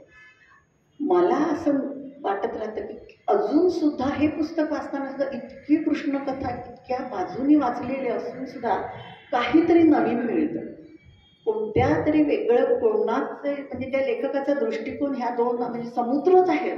तर तुम्ही किती उपसा, काही ना काहीतरी नवीन मोती आणि रत्न आणि काय काय येत राहतं आतून असं वाटतं. आणि आपण जसे जसे प्रौढ होतो तेव्हा तीच कथा आपणच दुसऱ्या नजरेने बघतो. म्हणजे प्रत्येक माणूस महाभारत आणि रामायणातल्या कथांकडे वेगळ्या नजरेनं पाहतोच, पण मला असं पुढे जाऊन वाटतं की वयाच्या प्रत्येक टप्प्यावर तोच माणूस सुद्धा महाभारतातून आणि रामायणातून वेगळं वेगळं असं उचलत राहतो. त्याच्यामुळे केव्हाही काही काळाच्या गॅपनी पुन्हा मला कृष्णकथा वाचायला मिळाली. आणि मी हरिवंश दुर्दैवानं वाचलेला नाही आहे, आता मात्र मुद्दाम वाचेल. जास्त करून मला भागवतातला कृष्ण पहिला ऐकून आणि नंतर वाचून, आणि त्याच्यानंतर अर्थात अनेक कथा कादंबऱ्यातून असा माहिती. त्याच्यामुळे तिथे क्रॉनॉलॉजिकल काही फारसं नव्हतं, जसा रेफरन्सला कृष्ण यायचा आणि तेवढ्यापुरतं त्याचं चित्रण झालेलं असतं. त्यामुळे हे वाचताना एक सलग कृष्णकथा वाचण्याचं समाधान प्रत्येकाला मिळतं. आणि नवं बरंच, मला सुद्धा नवं बरंच याच्यामध्ये काहीतरी सापडलं असं मी अगदी आवर्जून सांगते. म्हणजे भागवतातल्या कृष्णापेक्षा हा कृष्ण खूपच वेगळा आहे. मी तुम्हाला वैयक्तिक फोन करून ते सांगितलं सुद्धा. पण तरीसुद्धा ह्याचं आता एक असा आढावा पुस्तकाचा म्हणून घ्यायचा तर त्यांनी सांगितलेलंच आहे की Pandav princess, adventures of Pandav princess, तर हे सिक्वल आहे आणि त्याच्या पुढचं जे असेल ते तुमचं प्रिक्वल असणार आहे. त्याच्याबद्दल तर फारच उत्सुकता आहे, कारण आम्ही त्या विषयावरती कोणी कादंबरी लिहिलेली माझ्या तरी वाचनात आलेली नाही आहे. मराठीमध्ये इंग्रजीमध्ये असेल की दिलीपपासून सुरुवात करा ना तुम्ही, दिलीप त्याच्याही आधी चांद्रवंशी. म्हणजे माझ्या माहितीप्रमाणे म्हणजे पहिला असा राजा मोठा नाव असलेला आणि सतत नाव येणार तो दिलीप राजा, त्याच्या त्या गोष्टी. मग त्याच्यानंतर त्याची मुलं असं ते खूप मोठी लिनेज आहे त्या कुळाचं, कृष्ण कुळाचं आणि कुरुकुलाचं सुद्धा. ते विकसत असणार पुन्हा नेहमीप्रमाणे, कारण इथे सुद्धा कुरुकुल आणि कृष्णाचं यादव कुळ ह्याच्यामध्ये खूप असं कनेक्शन्स पिढ्याची दिसतात आणि ती आहेतच. तेव्हा पुढच्या सिक्वलची मात्र अगदी आतुरतेने वाट बघतोय, कारण मी त्याबद्दल खरंच फारसं कुठे मराठीत वाचलेलं नाही आहे की शंतनूच्या आधीपासूनचं महाभारत फारसं आलेलं नाही आहे, कथारूपाने तरी आलेलं नाही. बाकी कृष्णावरती इतक्या जणांनी इतक्या प्रकाराने मराठीत तरी लिहिलेलं आहे आणि इंग्रजीमध्ये मी काय फारसं कृष्णावर वाचलं नाही, कारण मराठीमध्येच भरपूर आहे, भरपूर कृष्णावर लिहिलेलं आहे. कथा तरी नवं आणि लोकांना सापडत राहतं कृष्णाबद्दल, तर ते येत राहतं. आणि नुसतंच नव्हे, रामायणामधल्या सुद्धा कथांना नवे आयाम अनेक जण देत असतात. याच्यामध्ये आवडायचं असं छान म्हणजे असं क्रॉनॉलॉजिकलच बघायचं झालं तर सर्वात पहिला जी सुरुवात आहे किंग्स ऑफ योर, हे तुमच्या पुस्तकाचे आम्ही सगळेजण बघणार आहोत माझ्यासह सगळे. हे सांगून मी आता पुस्तकाकडे वळते. तर अगदी क्रॉनॉलॉजिकल म्हणजे अगदी उग्रसेनापासून सुरुवात आणि कंस त्यांनी कसं त्याच्यामध्ये, त्या कंसच्या जन्माची कथा मात्र मला याच्यामध्ये नवी मिळाली आणि ती खूपच इंटरेस्टिंग आहे. की उग्रसेनाची बायको ती जंगलामध्ये जाते आणि तिथे तिला उग्रसेन भेटतो. तो अक्षरशः असुर असतो आणि तो उग्रसेनाचं रूप घेऊन आलेला असतो आणि तो नवरा समजून ती जाते आणि तिला नंतर लक्षात येतं की हा आपला नवरा नाही आहे. कारण कितीही रूप माणसाचं घेतलं तरी माणसाचं जे वागणूक असते वेगवेगळ्या जागी आणि पती म्हणून जी वागणूक आहे त्याच्यामधला फरक त्या स्त्रीला कळतो, पण त्यावेळी ती काही करू शकत नाही आणि त्यातून कंस जन्माला आला आहे हे पुढे कळतं आपल्याला. त्याच्यामुळे तिच्या दृष्टीने तो उग्रसेन आहे म्हणूनच ती जाते. तर ही एक नवी सापडली. तसं नेहमीच मी म्हटलं काही ना काहीतरी नवं सापडत जातं, तर तसं ती ही आहे आणि त्याच्यामुळे तो उग्रसेनाच्या अत्यंत वेगळ्या वृत्तीचा आहे. त्याची असुर वृत्ती आहे आणि त्यातून इतका त्याने तो उच्छाद मांडलेला आहे मथुरेच्या राज्यामध्ये की शेवटी तो वडिलांना सुद्धा काय ते टाकतो आणि आपण त्याचा हे घेतो. तिथून ही कादंबरीची सुरुवात होते आणि मग त्याच्यानंतर हळूहळू ही जरी कादंबरी आणि ते चित्र असलं तरी त्याच्यामधला जो दैवी भाग आहे की मग सगळे देव एकत्र येतात आणि काय करायचं, असुरवृत्ती वाढायला लागलेली आहे. म्हणजे अगदी यदा यदा ही धर्मस्य, मग तसं काय आहे, मग चांगली माणसं येणार आणि हे संभवामी युगे युगे असा तो कृष्ण येणार. मग तिकडे एक देवांची बैठक होते आणि ठरतं की काय करायचं कंसाचा कसा, आणि एकूणच जे असुरवृत्ती वाढते पृथ्वी तलावर त्याचा कसा नायनाट करायचा आणि मग कसा कृष्ण, मग ते 6 आत्मे आहे ते पापाच्या राशीमुळे झोपलेले त्यांना त्यातनं मुक्त करायचं आहे म्हणून मग त्यात पहिल्या 6 कन्या ही सगळी कथा येते. त्याच्यानंतर मग असं अर्थात ह्याला जेव्हा वडिलांच्या विरुद्ध जायचं असतं तेव्हा सगळे लोक विरुद्ध जातील आपल्या हात, म्हणून तो आपली बहीण वसुदेवाला देतो, ती कथा येते. आणि मग वसुदेव देवकी आपल्या बाजूनी आले तर लोक थोडे आपल्याला स्वीकारतील राजा म्हणून असा कंसाने विचार केलेला आहे आणि तसं होत नाही. तो त्याला तुरुंगात टाकतो. मग नारद मुनींना ते देवांच्या मीटिंगमधलं जे काय आलेलं असतं बाहेर ते सांगतात आणि तुझा भाचा तुझा वसुदेव देवकीचा मुलगा असतो तुला हे करणार, तुझा निपात करणार आहे म्हटल्याबरोबर तो तुरुंगात टाकतो, लक्ष ठेवतो. हे पुढचं सगळं आपल्याला माहिती आहे. त्याचा हा आत्म्यानं ते ॲक्च्युली 6 मुली होतात, त्यांना तो आपटून मारतो वगैरे, हे सगळं येतं. आणि मग कृष्ण जन्म. त्याच्या आधी एक हे आहे की ती एक आपला गर्भ रोहिणीला देते, म्हणजे आपल्या सवतीला देते. रोहिणी ही वसुदेवाची पहिली बायको आणि उग्रच कंसाने आपली बहीण देऊन त्याला आपल्या अंकित करायचा प्रयत्न केलेला असतो. त्यामुळे ही दुसरी बायको ती देते आणि बलराम जन्माला येतो. असे ते दोघे 1 वर्षाच्या अंतराने 2 भाऊ जन्माला आलेले आहेत. दोघांच्या आया वेगळ्या आहेत, वडील एकच आहे. आणि ॲक्च्युली तो कसा भाऊ आहे तर त्याच्या आईने आपला गर्भ तिला दिलेला आहे, रोहिणीला, आपल्या सवतीला. आणि असे ते कृष्ण आणि बलराम, देवकी आणि वसुदेवाचेच पुत्र. फक्त म्हटलं तर आज जे सरोगसी म्हणतात त्याचा तिकडे उगम आपल्याला दिसतो, की असं दुसऱ्याच्या आपली गर्भपेशी तिने रोहिणीला दिलेली आहे आणि त्यातून बलराम जन्माला आलेला आहे. असे ते दोघे सख्खे भाऊ, पण म्हटले तर सावत्र भाऊ एकत्र वाढतात. आणि मग कृष्ण जन्म, वसुदेव कसं त्याला बरोबर बाहेर घेऊन जातो, हा सगळा भाग येतो. तो खूप असा थोडक्यात आलेला आहे. त्याच्यानंतर मग त्याचं दुसऱ्या ह्याच्यामध्ये मिरॅकल्स इन मथुरा ह्याच्यामध्ये कसा तो कृष्ण जन्म, त्याचं बालपण, मग ते वेगळं वेगळं त्याचं खोड्या आहेत आणि त्याला मारायचे प्रयत्न कंसाचे, म्हणजे तणामध्ये राक्षस पाठवणं, मग ते हत्ती पाठवणं, काय काय काय ते सगळा भाग त्या प्रकरणामध्ये येतो. आणि मग गोकुळामध्ये तो वाढत असतो. मग आपल्याला असं नेहमीच असं वाटत होतं की कंस जर एवढा स्ट्रॉंग राजा होता तर त्याने गोकुळात जाऊन त्याला का मारलं नाही. पण त्या काळात सुद्धा प्रजेची अशी थोडीशी भीती असावी राजा, की जर आपण देवकीचे जरी बाळं मारली तरी तो कुटुंबातला प्रश्न होता, आपली बहीण, आपल्या भाऊजी आणि आपण. पण हा कुठल्या ना कुठल्या तरी त्या गोकुळामध्ये एक जोडपं घ्यायचं आणि त्याचं मूल मारायचं, म्हणजे लोकांचा केवढा प्रक्षोभ होईल. लहान हे त्या काळापासून आजपर्यंत अत्यंत किमती आहे समाजासाठी. तोच भाव तिकडे आहे आणि त्यामुळे तो काही करू शकत नाही, म्हणून तो वेगवेगळी माणसं प्रत्यक्ष त्यांना अटक करून मारू शकत नाही. प्रजेचा जर एवढा क्षोभ झाला, एवढ्या मोठ्या गोकुळातल्या दुधावरती जर त्याची इकॉनॉमी अवलंबून असेल तर त्यांना नाही दुखवू शकणार राज्यकर्ता. असा जो थोडासा भाग आहे त्याच्यामध्ये, तो मला एक नव्या प्रकाश वाटला कंसाच्या संदर्भात. आणि मग ती अर्थात पुतनाचं नंतर मग पुतना मावशी हे मराठी भाषेमध्ये तरी एक प्रॉवर्ब आहे, म्हणजे पुतना मावशीचं प्रेम असा आपण एक वाक्प्रचार झालेला आहे मराठीमध्ये. ते नाव तुम्ही गाळलेलं आहे, प्रत्येक स्त्री नर्स म्हणून असं दिलेलं आहे. तो एक भाग येतो. पण ते त्याच्यातनं खूप जरी माहिती असली तरी त्याच्यावर थोड्या वेगळ्या पद्धतीने ती या पुस्तकामध्ये आलेली आहे, म्हणून ते मुद्दाम वाचायला अतिशय इंटरेस्टिंग. म्हणजे मी रोज थोडं थोडं वाचायचं ठरवलं की 5 ते 6 दिवस रोज रात्री 1 तास त्याच्यासाठी काढायचं आणि शांतपणे वाचायचं. पण तसं नाही होऊ शकलं. म्हणजे 2-3 दिवसातच ते पूर्ण, म्हणजे असं पुढे वाचूया असं जो वाचनीयता पुस्तकाची असते ती टिकवणं हे लेखकाचं एक कौशल्यही असतं. आणि नुसतंच कौशल्य नाही, त्याचा अभ्यास असतो. आणि त्याला जी स्वतःची जी मतं असतात त्या बाबतीत, ती जर वाचकाला आपल्या मतांना म्हणजे आवडणारी निघाली किंवा काहीतरी वेगळी असली, काहीतरी नवं ह्याच्यातून मिळतंय असं वाटलं, तरच मग ती उत्सुकतेनं पुढे वाचत जातो. माझं तरी असं की आणखी पुढे वाचूया, ह्या आणखी एक प्रकरण वाचून आणखी 10 पानं वाचून थांबूया, 11 वाजले असू दे, 11:30 पर्यंत वाचून झोपायला हरकत नाही, असं होत होत इंटरेस्ट एक मात्र या वयात सुद्धा.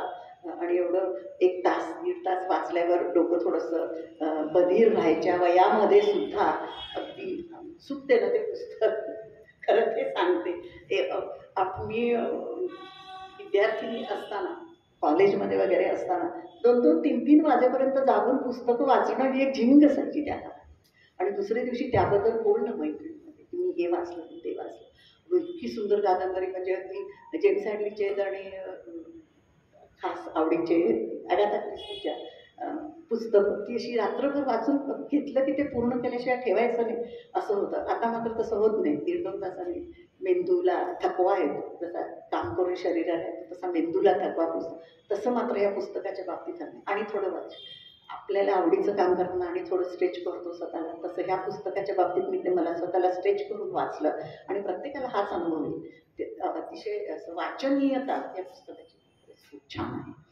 त्याच्यानंतर आणखी मथुरेकडून जे डेस्टिनेशन आहे हे मला मात्र प्रकरण अगदी वेगळं, म्हणजे असं कृष्णाची जी नीती आहे ती या विशेष प्रकरणातून दिसून येते की जेव्हा बोलवतो कंस आणि मग त्याचा मृत्यू होतो आणि तो उग्रसेनाला बसवतो, तेव्हा दोघे तिघे जे राजे असतात ते त्याच्या विरुद्ध जातात. त्याच्यामध्ये जरासंध आहे आणि आणखी 1-2-3 आहेत राजे, ते त्याच्या शिशुपाल आहे आणि कंस तर जरासंधाचा जावई आहे. जरासंधाच्या दोन्ही मुली कंसाला दिलेल्या आहेत. त्यामुळे शिशुपाल जे तो तर विरुद्धच कृष्णाचा भाऊ असून सुद्धा आणि रुक्मिणीचा हे जे तिघे आहेत ते विरुद्ध येतात आणि सांगतात की विदर्भाचा हे तिघे विरुद्ध येतात आणि सांगतात की हे कृष्णाने बरोबर केलेलं नाही आहे आणि कंसाला काढून पुन्हा उग्रसेनाला जे त्यांनी केलेलं आहे तेव्हा ते तिन्ही बाजूनी मोर्चा बांधून मथुरेचं राज्य नाहीसं करायचं ठरवलं. आता मथुरा नाहीशी होणार म्हणजे गोकुळ नाहीसं होणार, मथुरा तर नाहीसं, ब्रजभूमी नाहीशी, ब्रज म्हणजे ते गोकुळातून सगळे त्या कंसाच्या टायरनीला कंटाळून सगळे जे गवडी आहेत ते सगळे ब्रजला जाऊन राहिलेले आहेत. तिकडेच मग ते कालियामर्दन वगैरे आहे. हा जो भाग आहे त्याच्यानंतर मग तो बोलवतो आणि म्हणतो की आता हाच नक्की माझा भाचा आहे आणि ह्यानंच ह्याच्याचकडनं माझा मृत्यू आहे म्हणून त्याला बोलावतो मथुरेमध्ये कंस आणि सगळ्या लोकांसमोर त्या कृष्णाला मारा म्हणतो. पण त्याची आज्ञा तोंडातून बाहेर पडायच्या आत कृष्ण झेप घेतो आणि त्याला फार सुंदर वर्णन आलेलं आहे ते अगदी मुळातूनच वाचावं. आणि मग उग्रसेन बसलेला. तेव्हा हे सगळे राजे जेव्हा मथुरेवरती स्वारी करून पुन्हा कंसाच्या इच्छेप्रमाणे ते राज्य चालायला पाहिजे म्हणून येतात, तेव्हा कृष्णानं एक फार छान मूव केलेली आहे की ते सगळे आपले गोपगण घेऊन तो द्वारकेला येतो. का तर युद्ध झाल्यावर एवढी भूमी आहे आर्यावर्ताची, तर तिथे आपण द्वारकेला का लांब नाही का जायचं यांच्यापासून. तेव्हा ते सगळे त्याच्या बरोबरचे म्हणतात की हे नाही, हा पळपुटेपणा झाला. तर तो सांगतो नाही, युद्ध झालं म्हणजे सामान्य माणसं किती हजारो कोटींनी मरतात, त्यांचं सगळं घरं दारं राखरांगोळी होते, सगळा पैसा युद्धासाठी जातो. मथुरेचं नंतर पाहू ना, आपण घेऊ शकू, सध्या आपण नवराज्य बसवू. तो सर्वांना घेऊन कृष्ण शिष्टाई असा जो शब्द वापरलेला आहे त्याची पहिली झलक या प्रसंगामध्ये मला दिसली. आणि अर्थात पुढे महाभारतात त्यांनी ते प्रचंड प्रयत्न केलेले आहेत आणि ते इतके भारतीय जनमानसात खोलवर रुजलेले आहेत कृष्णाचे. परवा आपले जे परराष्ट्र मंत्री, अत्यंत यशस्वी परराष्ट्र मंत्री जयशंकरजी यांना एक प्रश्न विचारला गेला की ते आता असं अर्थात जगातल्या अशा बोटावर मोजणाऱ्या एक परदेशी परराष्ट्र मंत्र्यांपैकी एक आहेत. इतके त्यांना राजनैतिक उंची मिळालेली आहे, आपल्या कर्तृत्वामुळे मिळालेली आहे आणि आपल्या देशाचं महत्त्व ठणकावून सांगायचं की आम्ही घेणार रशियाकडनं पेट्रोल, काय करताय ते करा, असं जे देश प्रथम अशा वृत्तीनं त्यांचं जे वागणं आपण आज बघत आलेलो आहोत. त्यांना जेव्हा विचारलं की तुमच्या दृष्टीने जगातले सर्वोत्कृष्ट परराष्ट्र म्हणजे हे दूत असे कोण आहे कोण विचारलं तर एव्हरीबडी वॉज सरप्राईज. त्यांनी श्रीकृष्णाचं नाव घेतलेलं आहे.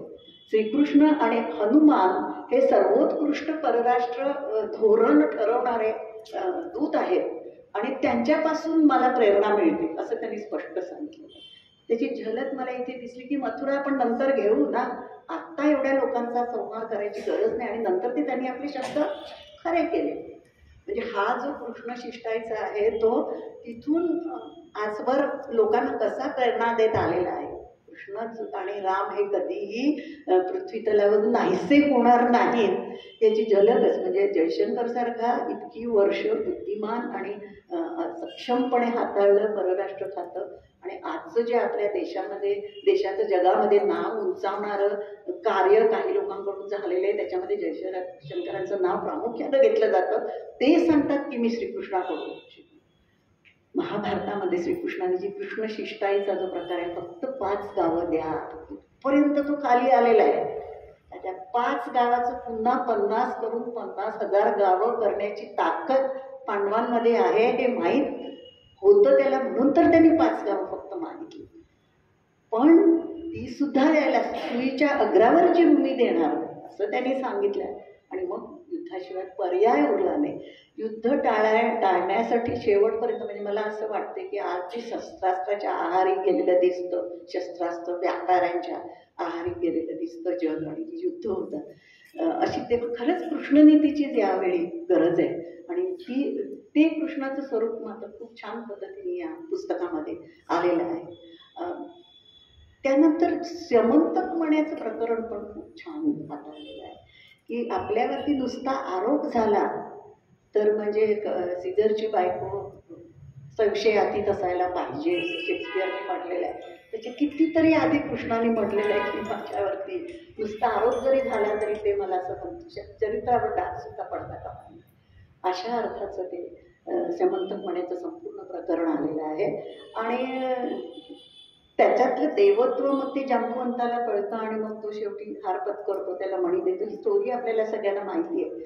पण त्या स्यमंतक म्हणायच्या संपूर्ण कथेमध्ये कृष्णाच्या व्यक्तिमत्वाचे वेगवेगळे पैलू जे दिसतात की माझ्यावरती एक सुद्धा डाग मला नको आहे. आणि शेवटी तरी चोरीचा आळ येतोच त्याच्यावर. आणि मग ते ज्यानं क्रूरानं जे केलेलं आहे आणि प्रसेनजीत आणि सत्राजित, ते आम्ही लहान असताना ते सत्राजितचं, मग हा सत्राजित, मग त्याचं भाऊ 18जीत, मग त्याचं असं काहीतरी लहानपणी खेळ वगैरे चालायचे. आणि ह्याच्यामधनं सत्राजित आणि प्रसेनजीतची जी कथा आहे स्यमंतक म्हणायच्या संदर्भात. आणि शेवटी तो कबूल करतो की बाबा मलाच त्या मण्याचा मोह झाला. आणि मग शेवटी तो उग्रसेनाकडे जातो आणि मग तो त्याला सांगतो की कृष्णा ह्या संपूर्ण प्रकरणात इतकं उत्तम कृष्णाने हाताळलेलं आहे म्हणून तर आपल्या तो 3 मुली देतो सत्यभामाचे वडील ते. आणि मग त्याला त्या 3 छान बायका मिळतात. एवढं नव्हे तर जांबुवंताकडं म्हणजे स्यमंतक म्हणायच्या प्रकरणात कृष्णाला 4 बायका मिळालेल्या आहेत. आणि त्या काळात म्हणजे जांबुवंती एक आणि ह्या सत्यभामाने तिच्या 2 बहिणी. आणि अर्थात त्याच्या आधी रुक्मिणीचं करण केलेलं आहे ते सुद्धा कथानक खूप छान पद्धतीनं आलेलं आहे.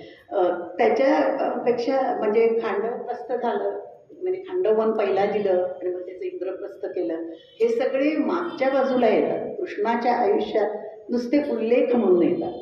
म्हणजे महाभारत इथे फक्त उल्लेखाने आलेलं आहे.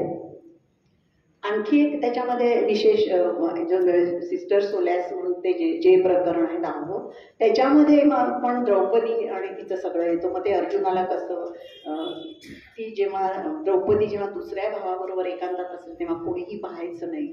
मग हा अर्जुन एकदा चुकून पाहतो आणि त्याला 12 वर्ष एक्साईलमध्ये जावं लागतं. मग तिकडे जाऊन तो चित्रांगदेशी लग्न करतो, उलुपीशी लग्न करतो आणि द्वारकेला येतो तेव्हा कृष्णाकडे येतो, भेटतात दोघं. आणि 12 वर्ष त्याला काढायची, त्यातली 4-5 वर्ष गेलेली आहेत उरलेली.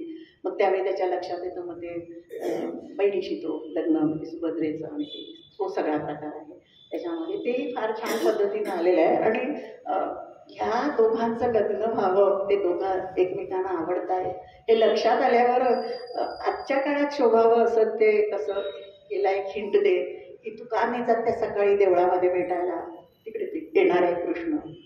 आणि मग त्याला सांगायचं की मला वाटते तुला ती खूप आवडते माझी बहीण, तेव्हा ती येणार आहे उद्या तिकडे देवळात. म्हणजे हिला सांगतो तो येणार आहे आणि त्याला सांगतो ही येणार आहे. आणि त्या दोघांची भेट करून म्हणजे खरा कृष्ण खोडकर जो असा तुमच्या आमच्याला अगदी जवळचा वाटेल, जवळचा मित्र असावा आणि त्याने प्रेम प्रकरणाला मदत करावी किंवा मैत्रीण असावी आणि मदत करावी. मला ते वाचताना आठवण झाली. माझी एक मैत्रीण होती, लग्न ठरलं होतं तिचं आणि तिला ते नियोजित पतीला भेटायला साखरपुडा होईपर्यंत तरी घरच्यांनी नाही म्हटलं. म्हणजे मास्टर्स MSc झालेली मैत्रीण माझी, पण तरीसुद्धा तिला नको म्हटलं. मग ती म्हणायची की गीता तू जरा बोलव ना घरी मला. मग मी तिला बोलवायचं आणि तिच्या नवऱ्याला फोन करून सांगायचं, होणाऱ्या नवऱ्याला की जरा माझ्या घरी या, येणार आहे ती. आणि मग ते दोघं 1-1.5 तास फिरून यायचे आणि दोघं माझ्याकडे असायचे आणि मग इकडनं तो तिच्या घरी. आणि अर्थात नंतर साखरपुडा लग्न अत्यंत सुखाचा तिचा संसार झाला.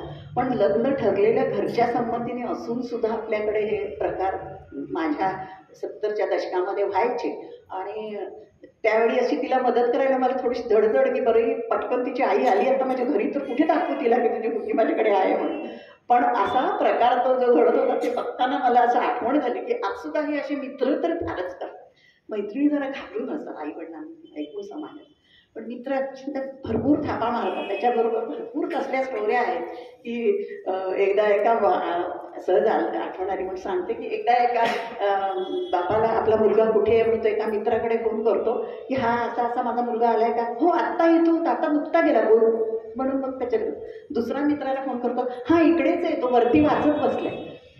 दुसरा मित्र सांगतो. तिसऱ्या मित्राला फोन करतो, तो सांगतो तो आहे पण फोनवर कोणाशी तरी बोलतोय, त्याचा फोन झाल्यावर त्याला फोन करायला सांगू का. ते तिघही मित्र सांगतात की आपल्याकडे तो आहे. इतके हे मित्र एकमेकांसाठी खोटं बोलतात. त्याची कुठेतरी कनेक्शन या कृष्णाच्या ह्याच्यामध्ये दिसतं. अर्थात ते कृष्णार्जुनची भेट होते आणि मग ती 12 वर्ष कृष्ण तिथेच राहिलेला आहे द्वारकेला, आणि मग त्याच्यानंतर पुन्हा आलेला आहे आणि मग ते खांडवन मिळालेलं आहे त्यांना. त्याचं ते इंद्रप्रस्थ, ते इंद्रप्रज केलेलं आहे. ते स्थ का केलं ते मला म्हणजे बरीचशी नावं दृष्टद्युम्न जर इंग्रजी माणसाला वाचता येईल तर इंद्रप्रस्थ नक्कीच वाचता यायला पाहिजे असं वाटलं. पण तरीही इंद्रप्रयाग हा शब्द वापरून इंद्राची नदी खूप सुंदर ती मानलेली आहे. आणि मग ते सगळं मग पुन्हा ते डाईसचा केश पुन्हा शकुनी मामा आणि मग तो द्यूत आणि ते सगळं करणं आणि मग द्रौपदीचा हात मानत. त्यावेळी हा प्रत्यक्ष युद्धात आहे, कृष्ण युद्धावर आहे जरासंधाशी आणि त्या सगळ्याशी त्याचं युद्ध चाललेलं आहे. आणि त्याला आतून मेसेज येतो की द्रौपदी हात मारते. त्यानं तिला प्रॉमिस केलेली भाऊ आहे तुझा, कुठल्या क्षणी तुझ्यासाठी हजर आहे. आणि मग तो तिकडे सूक्ष्म रूपाने जातो. अर्थात असे थोडे थोडे दैवी भाग त्याच्यामध्ये आहेत, पण तो ती अर्थात प्रतिकात्मकच घ्यायला पाहिजे. तो जातो आणि तिचे ते साडी ओढत ओढत राहतात आणि दुःशासन दमतो पण काही होत नाही असं ते आहे. पुन्हा उलट सुद्धा आहे, ती चिंधीची बांधते ऊस खातानाचा प्रसंग, त्याचा हात कापतो आणि मग बाकी सगळी चिंधी शोधायला लागतात. आणि ही असं ते बहीण भावांचं वेगळं छान. त्याच आम्हाला लहानपणापासून ती अशी मस्त मस्त त्याच्यावर गाणी होती. चिंधी बांधते द्रौपदी हरीच्या बोटाला, ते फाड जरी फाड दिशेला, हे सगळ्यांनाच माहिती. आणखी पण एक अतिशय श्यामची आईमध्ये हे काही वाटतं ना, अंबर जरी गती अंबर पाडून द्रौपदीशी बंधू नारायण, या गाच्यात वाचता वाढलेलं ज्या बायका त्यांना तो प्रसंग हे खूप छान पद्धतीने. आणि त्याच्यामध्ये एक मला खास अगदी तुमचा स्पर्श असलेला एक प्रसंग खास करून आठवतो.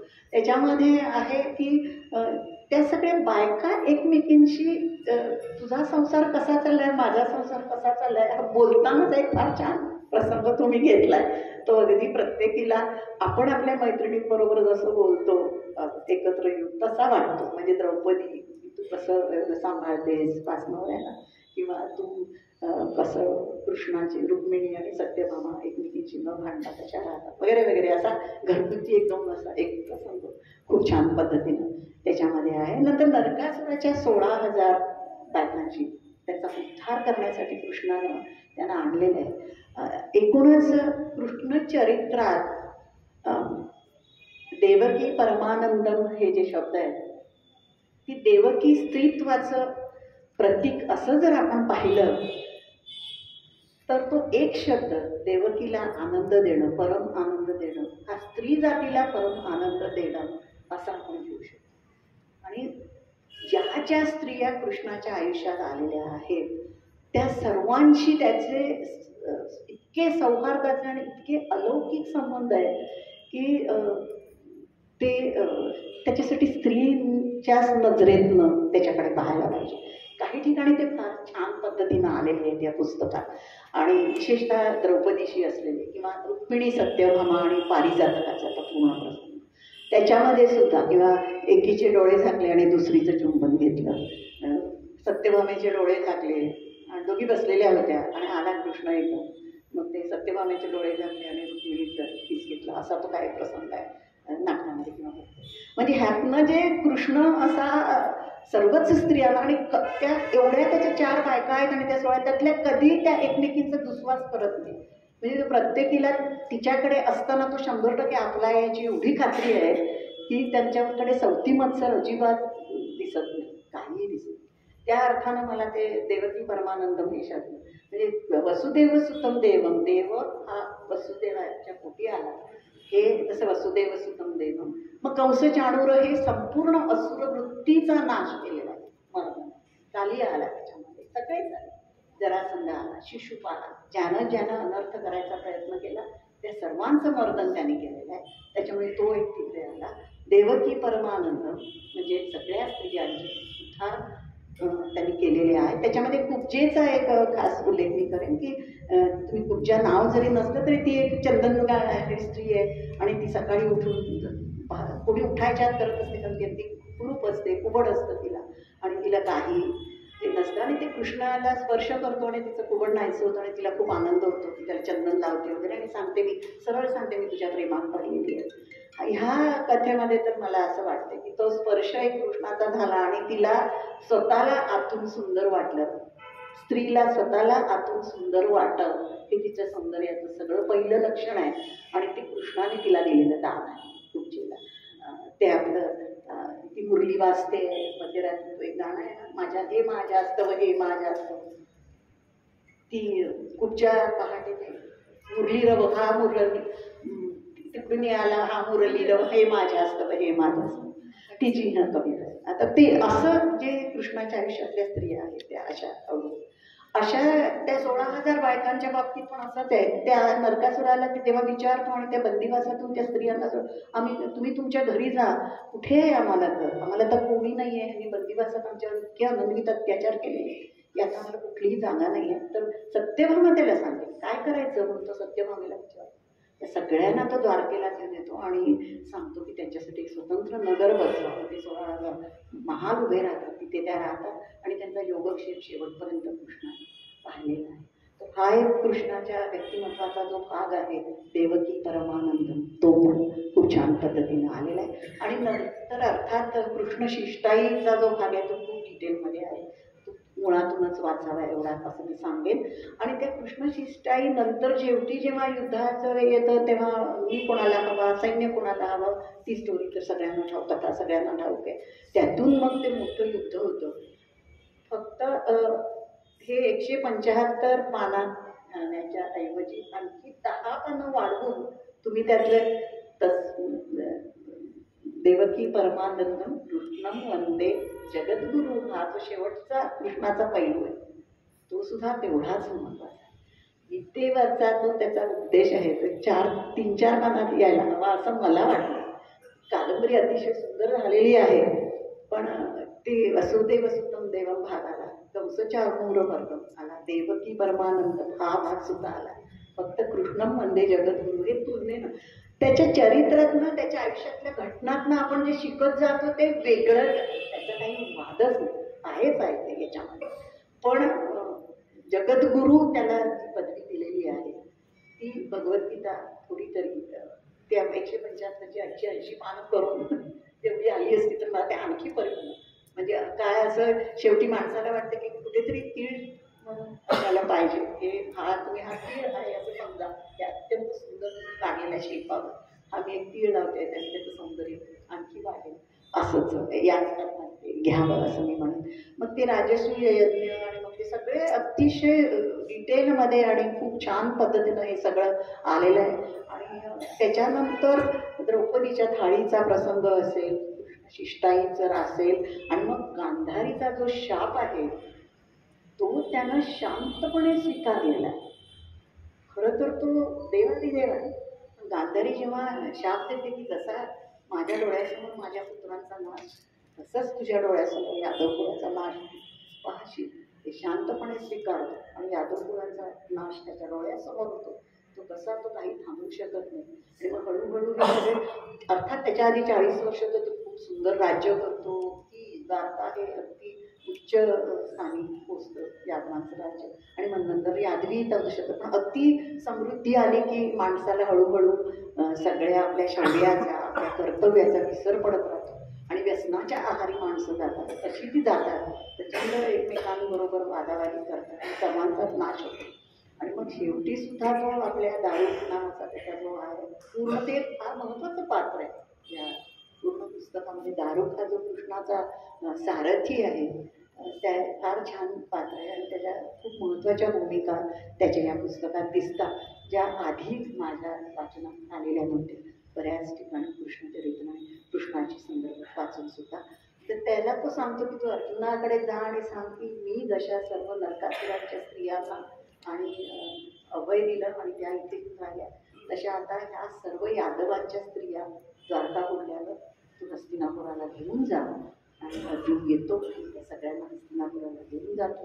आणि शेवटचं जे आहे प्रकरण ते खरंच मुळापासून वाचावं. त्या सर्वांचा जो स्वर्गाकडचा प्रवास आहे 5 पांडवांचा, तो मुळातून वाचावा आणि त्या वाचून त्यापासून बरंच काही घ्यावं असं आहे.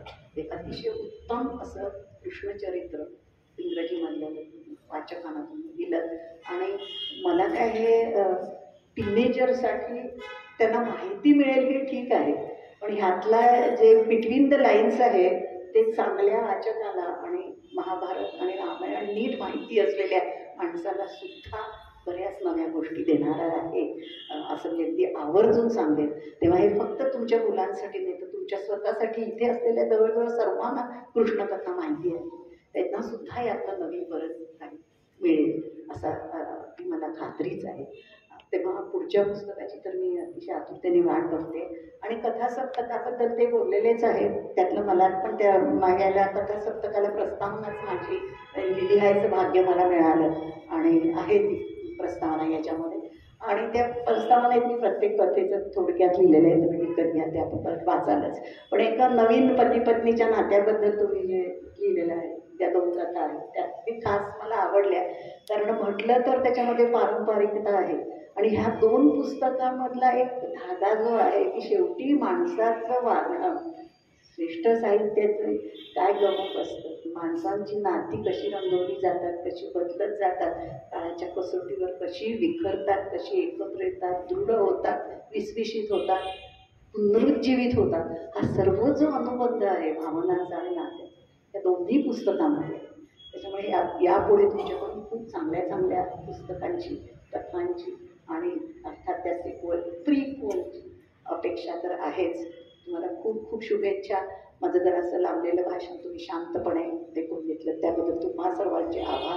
कारण कृष्ण हा विषयच असा आहे, विशेषतः स्त्रीसाठी तरी असा खास आहे की मी त्यांना बोलता बोलता म्हटलं होतं की एखाद्या स्त्रीनं जर हे पुस्तक लिहिलं असतं तर तिच्या नजरेत कृष्ण आणखी पूर्णपणे वेगळाच दिसेल असं वाटतंय. म्हणजे आहेच की स्त्रीसाठी कृष्ण खरंच वेगळा देव आहे इतर सर्व देवांपेक्षा.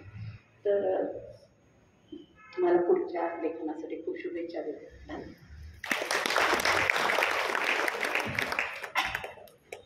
धन्यवाद माधुरीताई. माधुरीताईंचं आणि गायकवाड सरांचं बोलणं ऐकून सगळ्यांना आपण पुस्तक घ्यावं आणि आधी आपण वाचावं आणि नंतर आपल्या मुलांना किंवा नातवंडांना द्यावं, ते अगदी वाटलेलंच असेल. आणि आज सवलतीच्या दरात आहेत पुस्तकं, की घ्या. आणि ज्यांना आज कॉपी मिळणार नाही त्यांनी आपले नंबर आपल्या रंजनाकडं किंवा इथं देऊन चला, त्यांना पुस्तक नंतर मिळेल.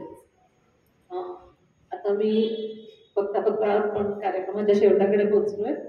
मी श्री किशोर काकडे यांना विनंती करते की त्यांनी आभार मानावे. नमस्कार मंडळी. आभार प्रदर्शनापूर्वी मला एक छोटंसं काम मिळालेलं आहे. श्री आनंद बोगटे यांनी हा पुष्पगुच्छ सुधीरजींना देण्यासाठी मला सांगण्यात आलेला आहे आणि हा पुष्पगुच्छ आणि हे सुंदर सन्मानपत्र सुधीरजींना त्यांच्यातर्फे देतो.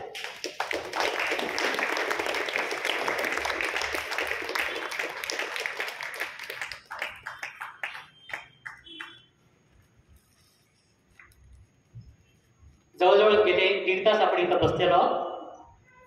आजच्या कार्यक्रमाचे खरंच आभार मानायचे आहेत ते तुम्हा सर्वांचे.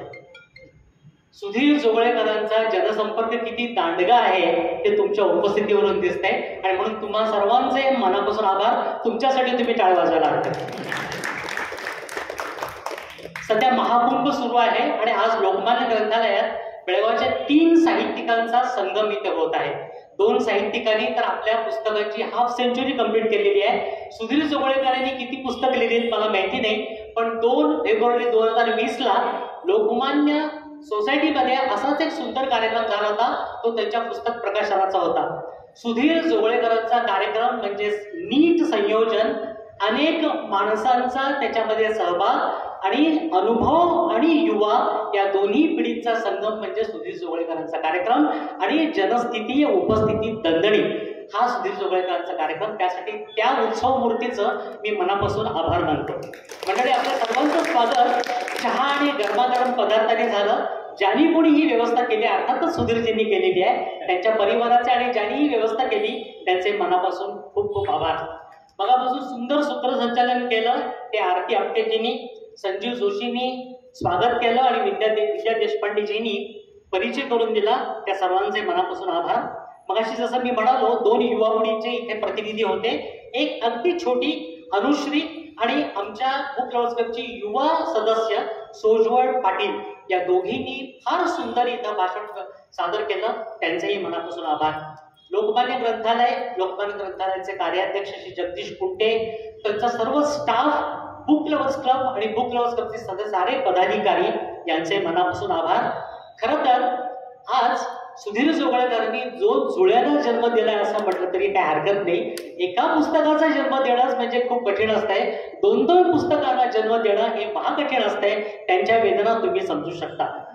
मंडळी, आज सकाळीच कोणते मला SMS पाठवलाय, नोट पुरानी चलती नहीं, कारण नोटबंदी येऊ शकते. नोट पुरानी चलती नहीं, लेकिन पुरानी किताबें और पुराने दोस्त चलते रहते हैं. तेव्हा लोकमान्य ग्रंथालय आणि बुक लव्हर्स क्लबच्या कार्यक्रमात सहभागी होत चला. बुक लव्हर्स क्लब बद्दल मी थोडक्यात सांगेन.